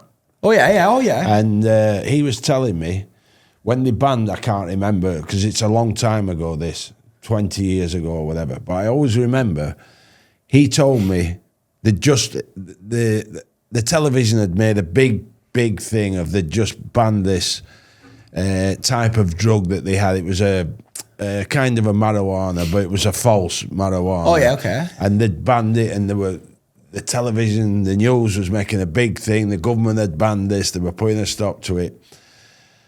And I says, that's something you sell in your head shop then? He says, yeah. I says, so that's going to knacker you up? And he went, no. All they've done, they changed the chemical in it. The chemist, whoever made this, changed the chemical, call it a different name, and that's it. It's legal to sell again. That's exactly so is what that it is. similar with the knives? So yeah, this is why I brought this one. So I've got some of these at home, like the old ones that'll have like crazy pictures on them, or they'll have a branded ZK or zombie killer, down the sides of them. That's what they used to be like. And when the law got changed, I think it was 2016 when they banned ZKs, they just literally took the stickers off them. That's it. And so it's no longer banned? No longer. No, that's it. What a fucking crazy situation. Yeah, and again, it's just I just don't understand why. Right, no matter what before what's that one? That's just a Rambo. So Rambos tend to look that kind of shape, but they come in all different shapes and sizes and different stuff. But the name for them is Rambo. So everybody's like heard of the Rambo knife. Yeah, exactly. But I've got a lot of them. Yeah, but again, you know what I mean? It's how cheaply it's made. I've got to be careful. That could break that. Do you know what I mean? So it's all, you'll take a butcher's knife. I got a few butcher's knives off kids, right? And they're very hard, proper, decent butcher's knives from a mum and dad's kitchen, yeah? But then you pick up these deadly ones, these crazy ones, and they're made so flimsy and cheap. But it's because they're there to make maximum profit. When I was a kid, we traded and was addicted to Pokemon cards and Crazy Bones and Pogs. This is what kids do now because that's the new fashion. When I was a kid, Action Men, Barbie dolls, every other advert, even on the evening TV was Pokemon cards, toys, but they're not addictive, are they? They're addictive in a way of kids want to buy them, but they're not addictive in a way like this is. They're not addictive like e-cigarettes and sugar is. They're not addictive as clothing brands and the music industry. So all they've done is traded what kids used to be to what kids now. So I keep hearing on the news, etc., most kids are carrying these for protection, to feel protected. I somehow can't believe that. The way I describe that, again, I call it this the circle of coincidence. And you've got to imagine, right? So you've got a circle, a small circle. And in England, I might be wrong for the viewers. I can't remember because I did this research years ago, and I don't really ever talk about the circle of coincidence anymore. But when I do, I do. I think it's something you might know. I think it's something like nearly 76 billion people live in England. That's a lot of people, right? If you million. Oh, million, sorry, million. Yeah, billion, yeah. Good job you said that. I'm like, whoa, definitely overpacked, yeah. 76 million people, right, yeah. I think it's something like 74 something. Official stats are supposed to be 68 million. Yeah. But everybody says the reality is somewhere between there and 90. Right, so you'll not be far off with the 70 So where I got my research from then, it was probably bang on then. Yeah. So about 64, 66, I can't remember. But imagine let's just round up to 75 million people, 75 million people, right? If you only took 1 million, right, leaving 74 million people left, right? That's not a lot of people, is it? You put them 1 million kids, let's say they're teenagers, into that inner circle. And that inner circle are the type of kids, because you've got different type of kids that like rock music, dance music, what we call geeks, emos, moshers. Not bad, everyone's got different social circles. But them million kids are the kids that look up to grime music and drill music, right? What it's weird how people like to be soft again, like we said before, and they won't tell the truth because they don't want to offend people. But if me and you were to draw on two separate pieces of paper now with a wall here, we've both got to draw someone we think what they'd look like if they'd stab us. We'd both draw exactly the same, wouldn't we? Ballad, blacked out clothing, stinking of weed, hoodie. Am I wrong? And that's because stereotypes don't create themselves. So that 1 million people are digesting and being sold by the outer circle through what fits their demographic. So someone who's an emo or a punk rocker, they'll turn on the TV and they'll go to the radio station that they like.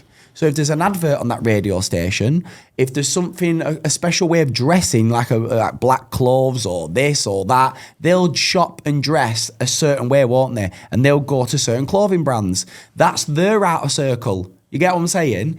You've got the person in the middle, and what they consume and what they are told to buy and sold is targeting. It's called target marketing. We all know that. It's like bread and butter. So you've got a million kids now that are then acting like that, living their life like, doing the same, dressing the same, and using the same drugs, carrying knives, yeah? Because they're the bread and butter. But then you take another million kids. You're still left now with 73 million. Still a lot, yeah? So the 1 million is nothing. That's the outer circle. They're the kids who now are influenced by the middle kids. So they might carry knives because they want to be like them. That's where year 11s and year 7s come in, yeah? They're looking up and they're getting worse and worse in schools. I've seen this, right? Then you've got the other outer circle to speed it up of another million kids. Still got 72 million now kids, yeah? They're the kids that carry knives because they have to. Fear.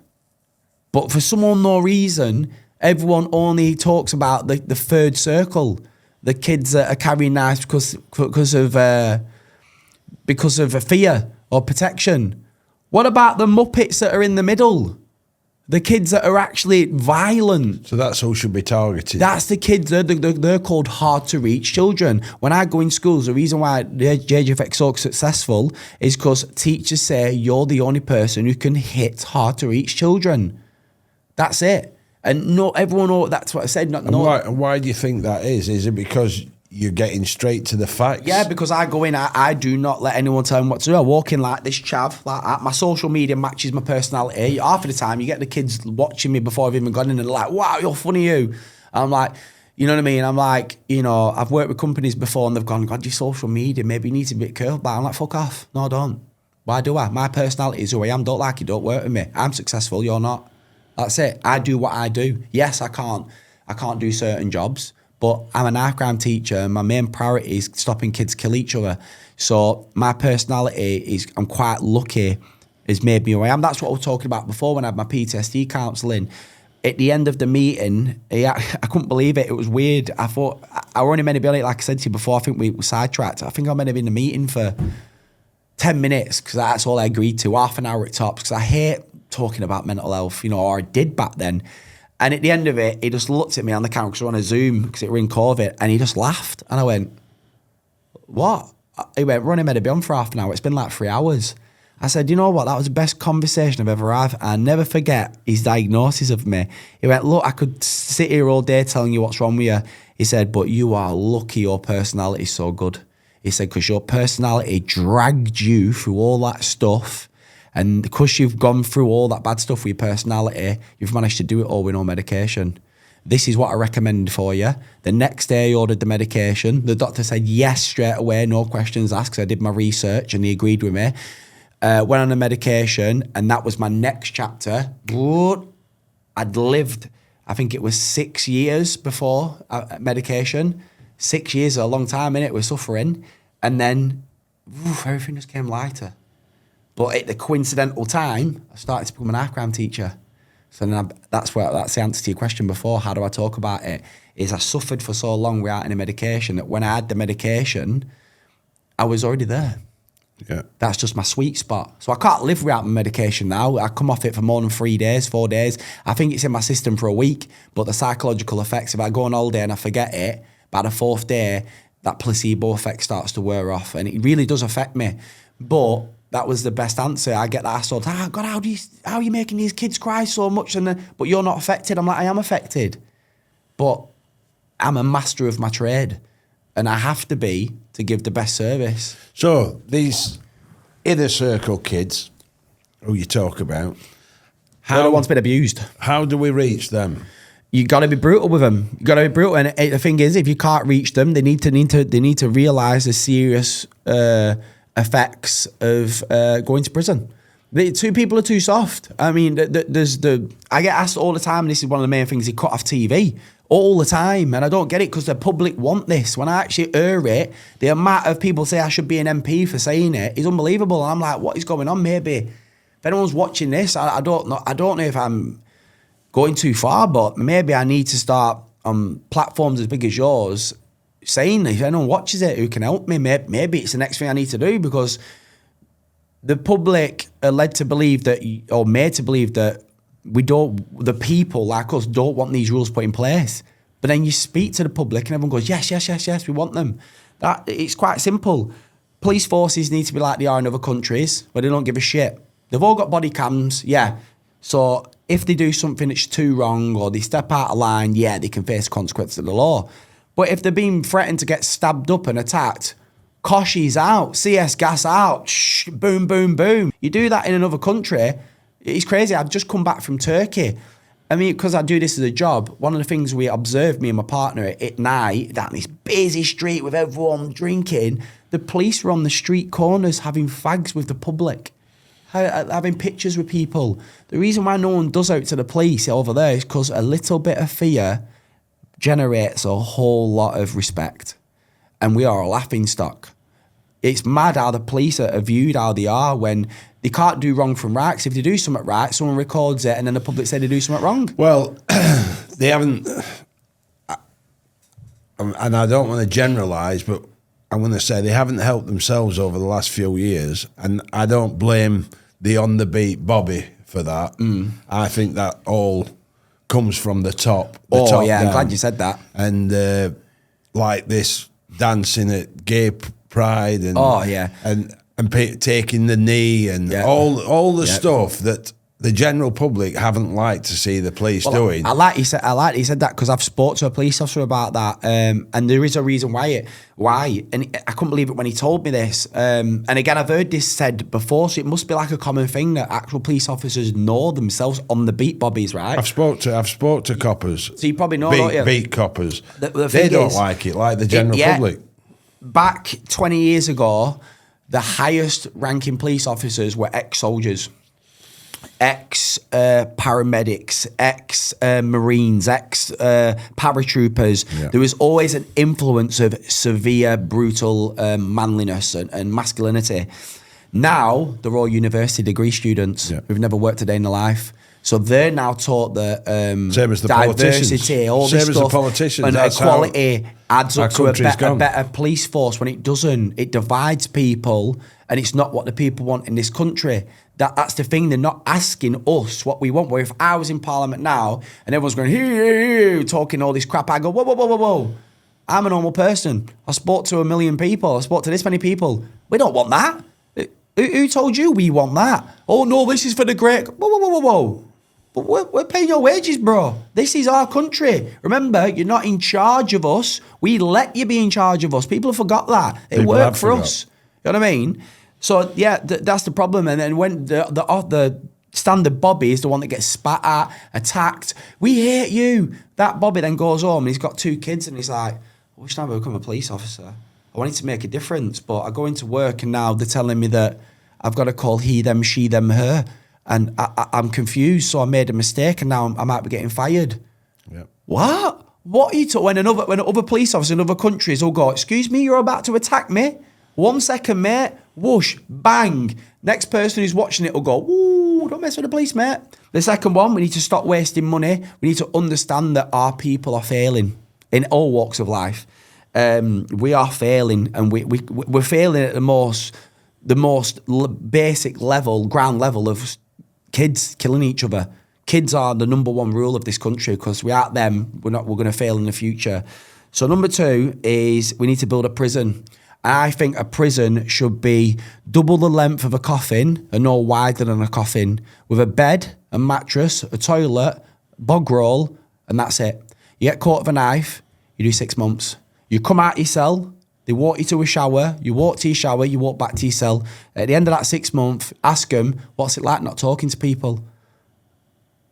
What's it like? Oh, I don't like it. It was horrible. It was the worst time of my life.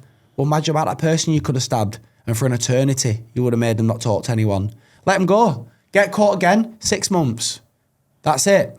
That we need a prison which isn't full of PlayStations, Xboxes, and guys rapping. And another problem with prison now at the moment is that if you get enough likes and stuff in prison, rapping, you can come out and go straight onto radio stations and get a record deal. How mad's that?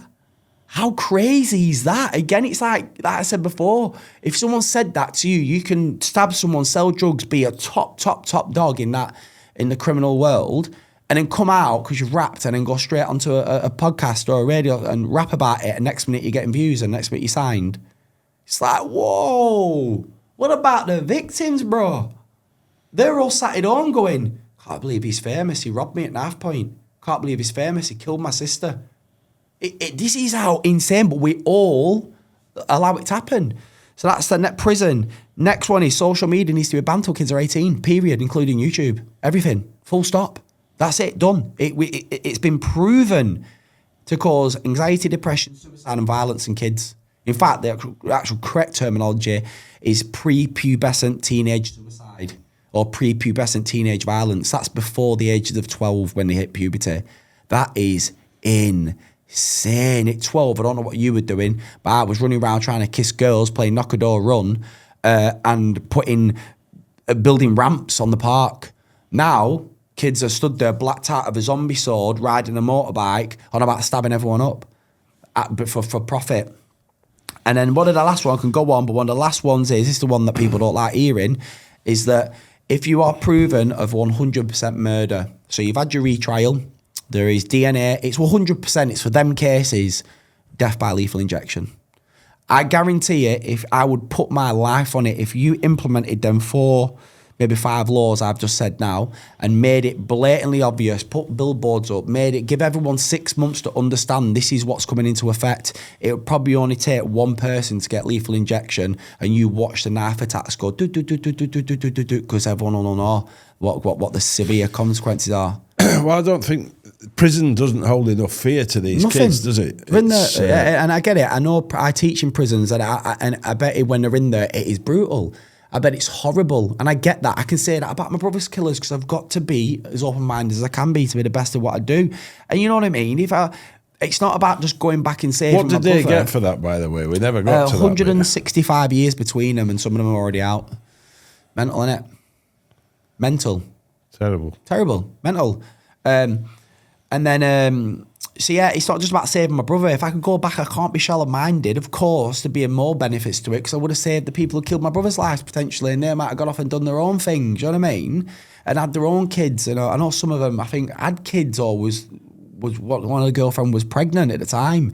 Imagine what that's done. Do you know what I mean? How are these kids, once they're getting involved in this knife crime, how are they getting out of it? Or do you find it's a tragedy? It's usually before they realise. It's usually a tragedy. I will admit, you know what I mean. I do believe there's opportunities for anyone. So, I mean, that what I reckon maybe some of your viewers are thinking when you've said that, like, how did kids get out?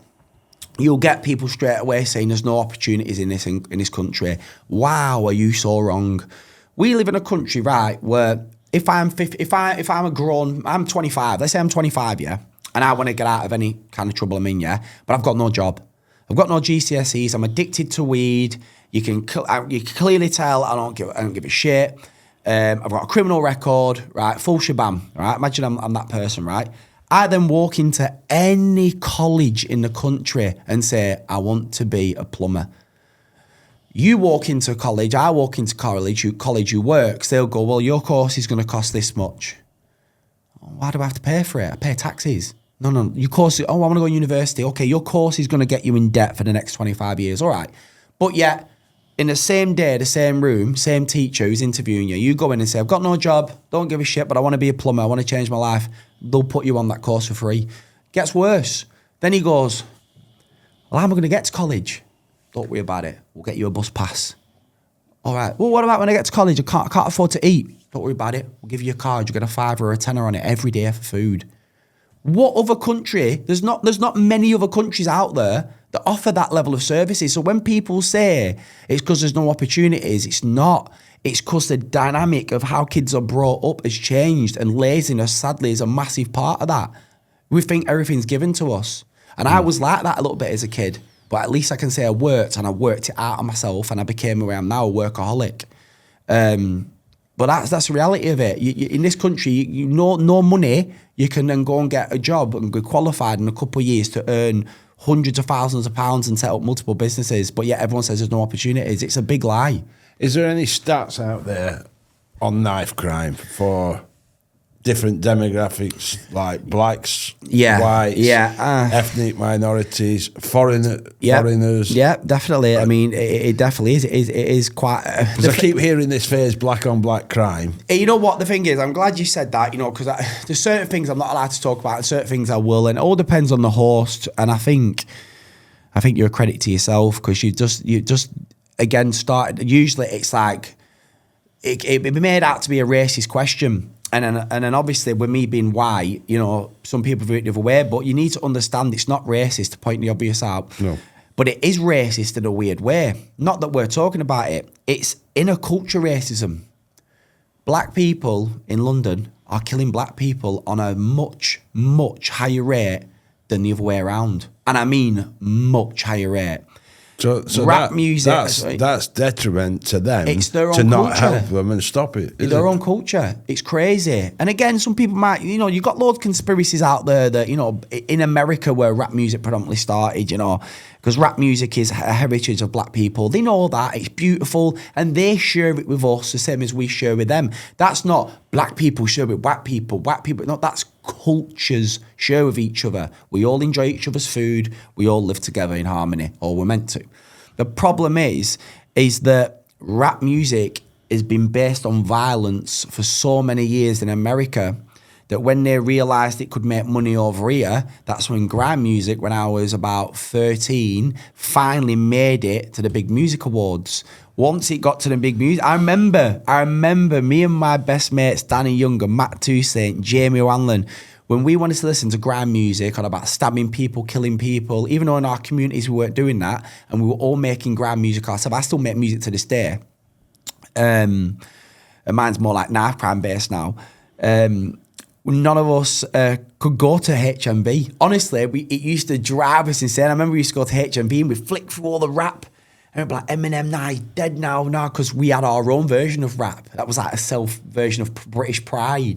Do you know what I mean? And then my dad would be like, God, that music's crazy. You know what I mean? Like, whoa, you're mental listening to that, talking about stabbing each other. And you don't give a shit because it's in London. We're not asked. Yeah, all the rappers were predominantly black. You didn't care. Dizzy Rascal, Wiley. You just wanted to listen to your heroes. And they are. Still to this day, they made me who I am. So you're going like that. No grime music still. And to get grime music, we had to go to this one derelict shop called Willy Banjos where you could buy stuff for weed. It's like a proper, like, your parents would go, ooh, Willy Banjos. You know what I mean? It's like where you went and you get tape packs of rappers. And then it finally came out, something called Sidewinder. And it was grime music, but it wasn't in the charts. None of them could make money off it, or little money off it. But then, bang, all of a sudden, I remember, or in Matt Toussaint's room, and we're watching TV. I said to you before, innit? I can't remember if it was the Mobos, the Grammys. And grime music got mentioned, and it was like, we've made it. And next minute, it was overnight. Dizzy Rascal's album, bang, mainstream. I was like, oh my God, we can buy Dizzy Rascal. I remember us all of us saying, you can buy Dizzy Rascal's album, Boy in the Corner. And it wasn't just them, it was other people. So this shit is being pushed on kids and it's common sense. Because, you've got millions of kids consuming this stuff, no record deals. Then the big record label comes in, who are, by the way, not record companies, they are multimedia companies. That's all they are. They advertise their products, which are the rappers. They then went, we can make some money off it. Exactly the same as what happened.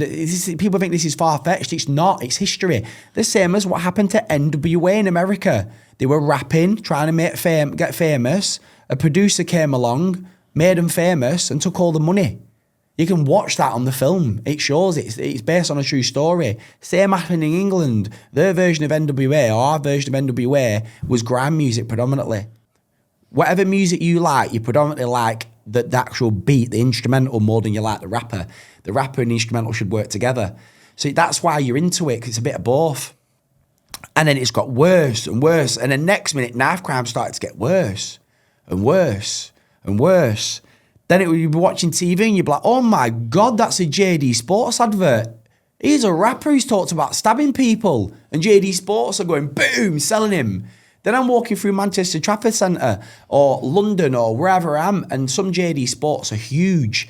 And they've got the big, massive 10-foot, big, massive, like, what would you call them? Like, pop-up stands, but like massive, and a bit with rappers that have talked about stabbing people and selling heroin and crack, and the music's predominantly aimed at kids. And you're like, whoa, I'm just like, hang on, am I getting older here? Or am I noticing more because of my job what's coming on? And that's the problem. That is the problem. Social media, which causes anxiety, depression, suicidal bites in kids, makes too much money for banning it for kids. And it can affect other things like political views. The music industry makes too much money because all the main ones are sponsored by certain brands, and certain things have all got their own things going on. It makes too much money. E-cigarettes is another cancer in schools. I wish the public could come with me like a fly and see. One of the questions I ask in schools, I say, be honest, because by now they've got my trust at this point. I'll say, look, be honest. I won't do it in all schools, but I'll do it in some schools. And I'll say, like, put your hand up if you're smoking an e-cigarette. Bear in mind, there could be 2,000 people in this room, if not more. And instead, let's say it's 2,000 people, 1,500 people put their hand up, where thereabouts. And the teachers go,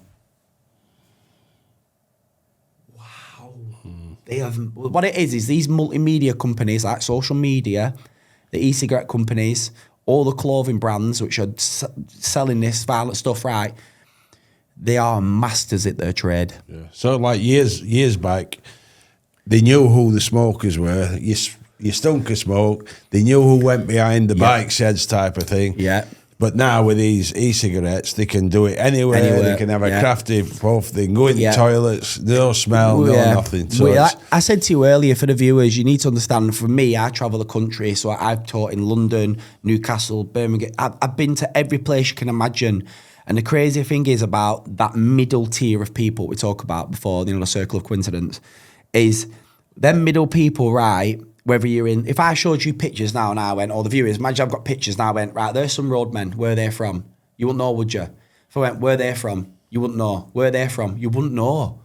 Because they're all wearing the same clothes, smoking the same drugs, using the same drugs, talking to and treating girls the same. The girl versions of the lads are doing exactly the same. You say roadmen, so again, for like little people who think the gangsters want to be like the rappers, chavs, the evolved that Pokemon, the evolved version of me.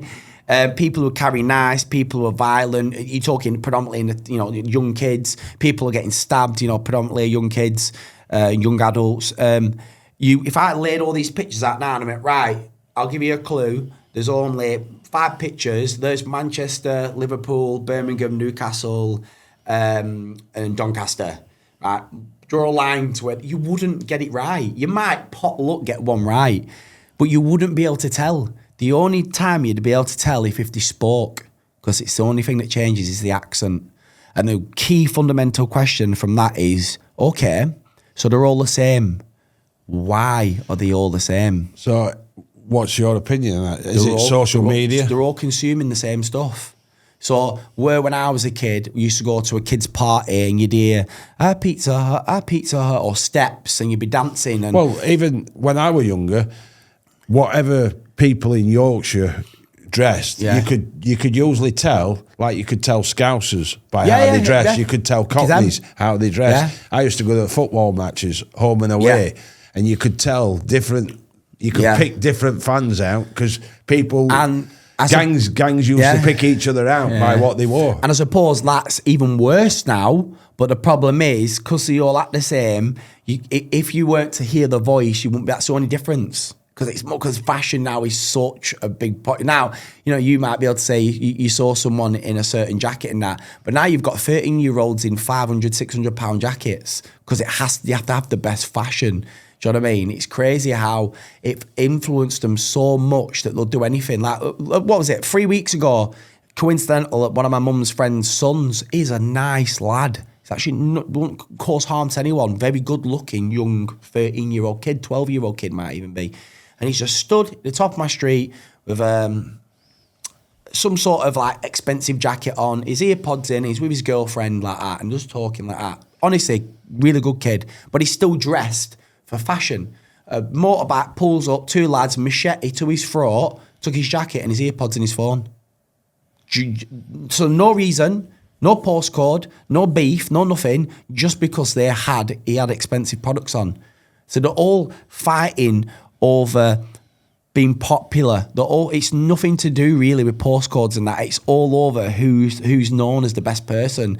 And the problem is now with social media, to be more specific, is that kids can now broadcast their personalities online. And now because they're all fighting over it, it's insane. And then social media, even though it's like a digital platform, it spills into real life.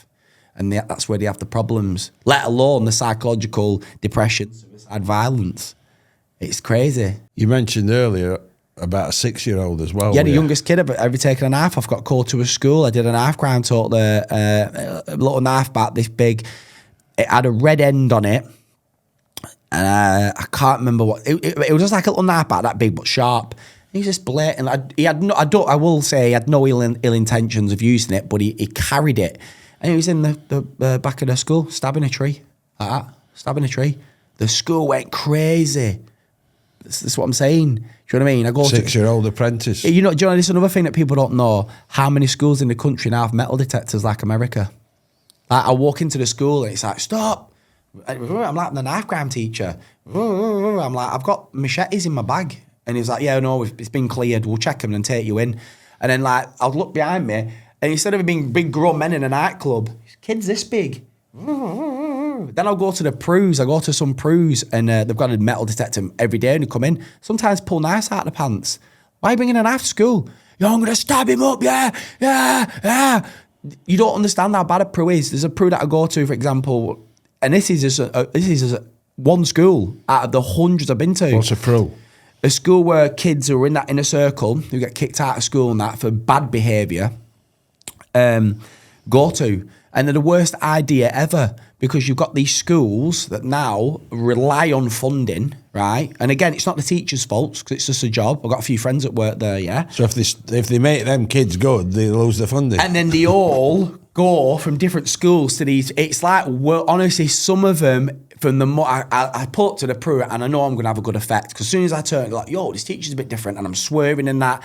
And I'm sort of like, I get the better of them, because I like them being bad in the lesson, because it's fun. We have a laugh. I'm like, shut up, you muppet. And like, yo, sir, you're sick. It's weird, because I'm allowed to go in and be as brutal as I am. So at the end, they all come over saying, yo, sir, that was sick. That was sick. That I'm not nice one. But the teachers, some of the stories, I've been to a school of Peru once where a woman in her 60s was booted so hard down a flight of metal stairs, she got brain damage by a 13-year-old kid that didn't get kicked out of school. I've been to a school where I remember it was the pride and joy. They got a brand new off the line Ford Transit people carrier to take them to McDonald's and to take them like to the school trips, because that's all they do all week is go on school trips. It's mental on government funding, mental, right? And they go there, and I remember seeing the bus brand new, and I went back no little than a month later, door hanging off, the lining inside of it. This is 0 miles on the clock. Bought for them, you had to take them everywhere. They've ripped all the lino out. There was footprints in it, scratch marks. He snapped the seat belts, put fags out on it, scratched all the front of it. Because if they say to a kid, sorry, you can't go to McDonald's today because you won't give us your e-cigarette. You've been bad all week. You've not earned enough points to go. Bang, bang into the door. And I'm stood there going, what are you doing, bro? Bang, bang through the windows. And all the teachers can do is calm down, Billy. Calm down, calm down. That is PG-13. I've been to schools where there's talk's been stopped. Alarms are going off. I'm like, what's going on? We'll come back, Byron. We'll come back. What's going on? Go outside. There's a kid on top of the roof throwing tiles at the teachers, saying the N-bomb, the P-bomb. And I'm like, what's going to happen to that kid? Oh, no, he's just had a bad upbringing. Hasn't the rest of the world. Making excuses. Yeah. You don't, the public do not know how bad it actually is when you go to a school and everyone should be playing pogs and crazy bones and worried about who fancies them and who doesn't and finding out about themselves and learning stuff. They're still doing bad stuff. And this is why we need podcasts like this to get that message out to people. Byron, it's been great having you in today. We've run out of time. I'm glad we've run out of time. And we haven't even got round to talking what we intended to talk about, which is the music industry and the influence on this and your success. Well, if you're getting a few viewers, part two, I'll come down. We'll have part two viewers. We'll have to do part two, because we just haven't got to what I intended to talk about. Just call it whatever you want. And part that's gone so quick. And, I know. And honest, mate, it was incredible. Honestly, thank you for having me. Thank you. Brilliant. Honestly, you've asked some amazing questions, and get ready for part two viewers. Get it liked. I didn't know what to expect, and honest to God, that's been great. Thank you. And an insight, and wow, sometimes I had tears in my eyes. No, thanks for being a great host. I've got to say. Thank you.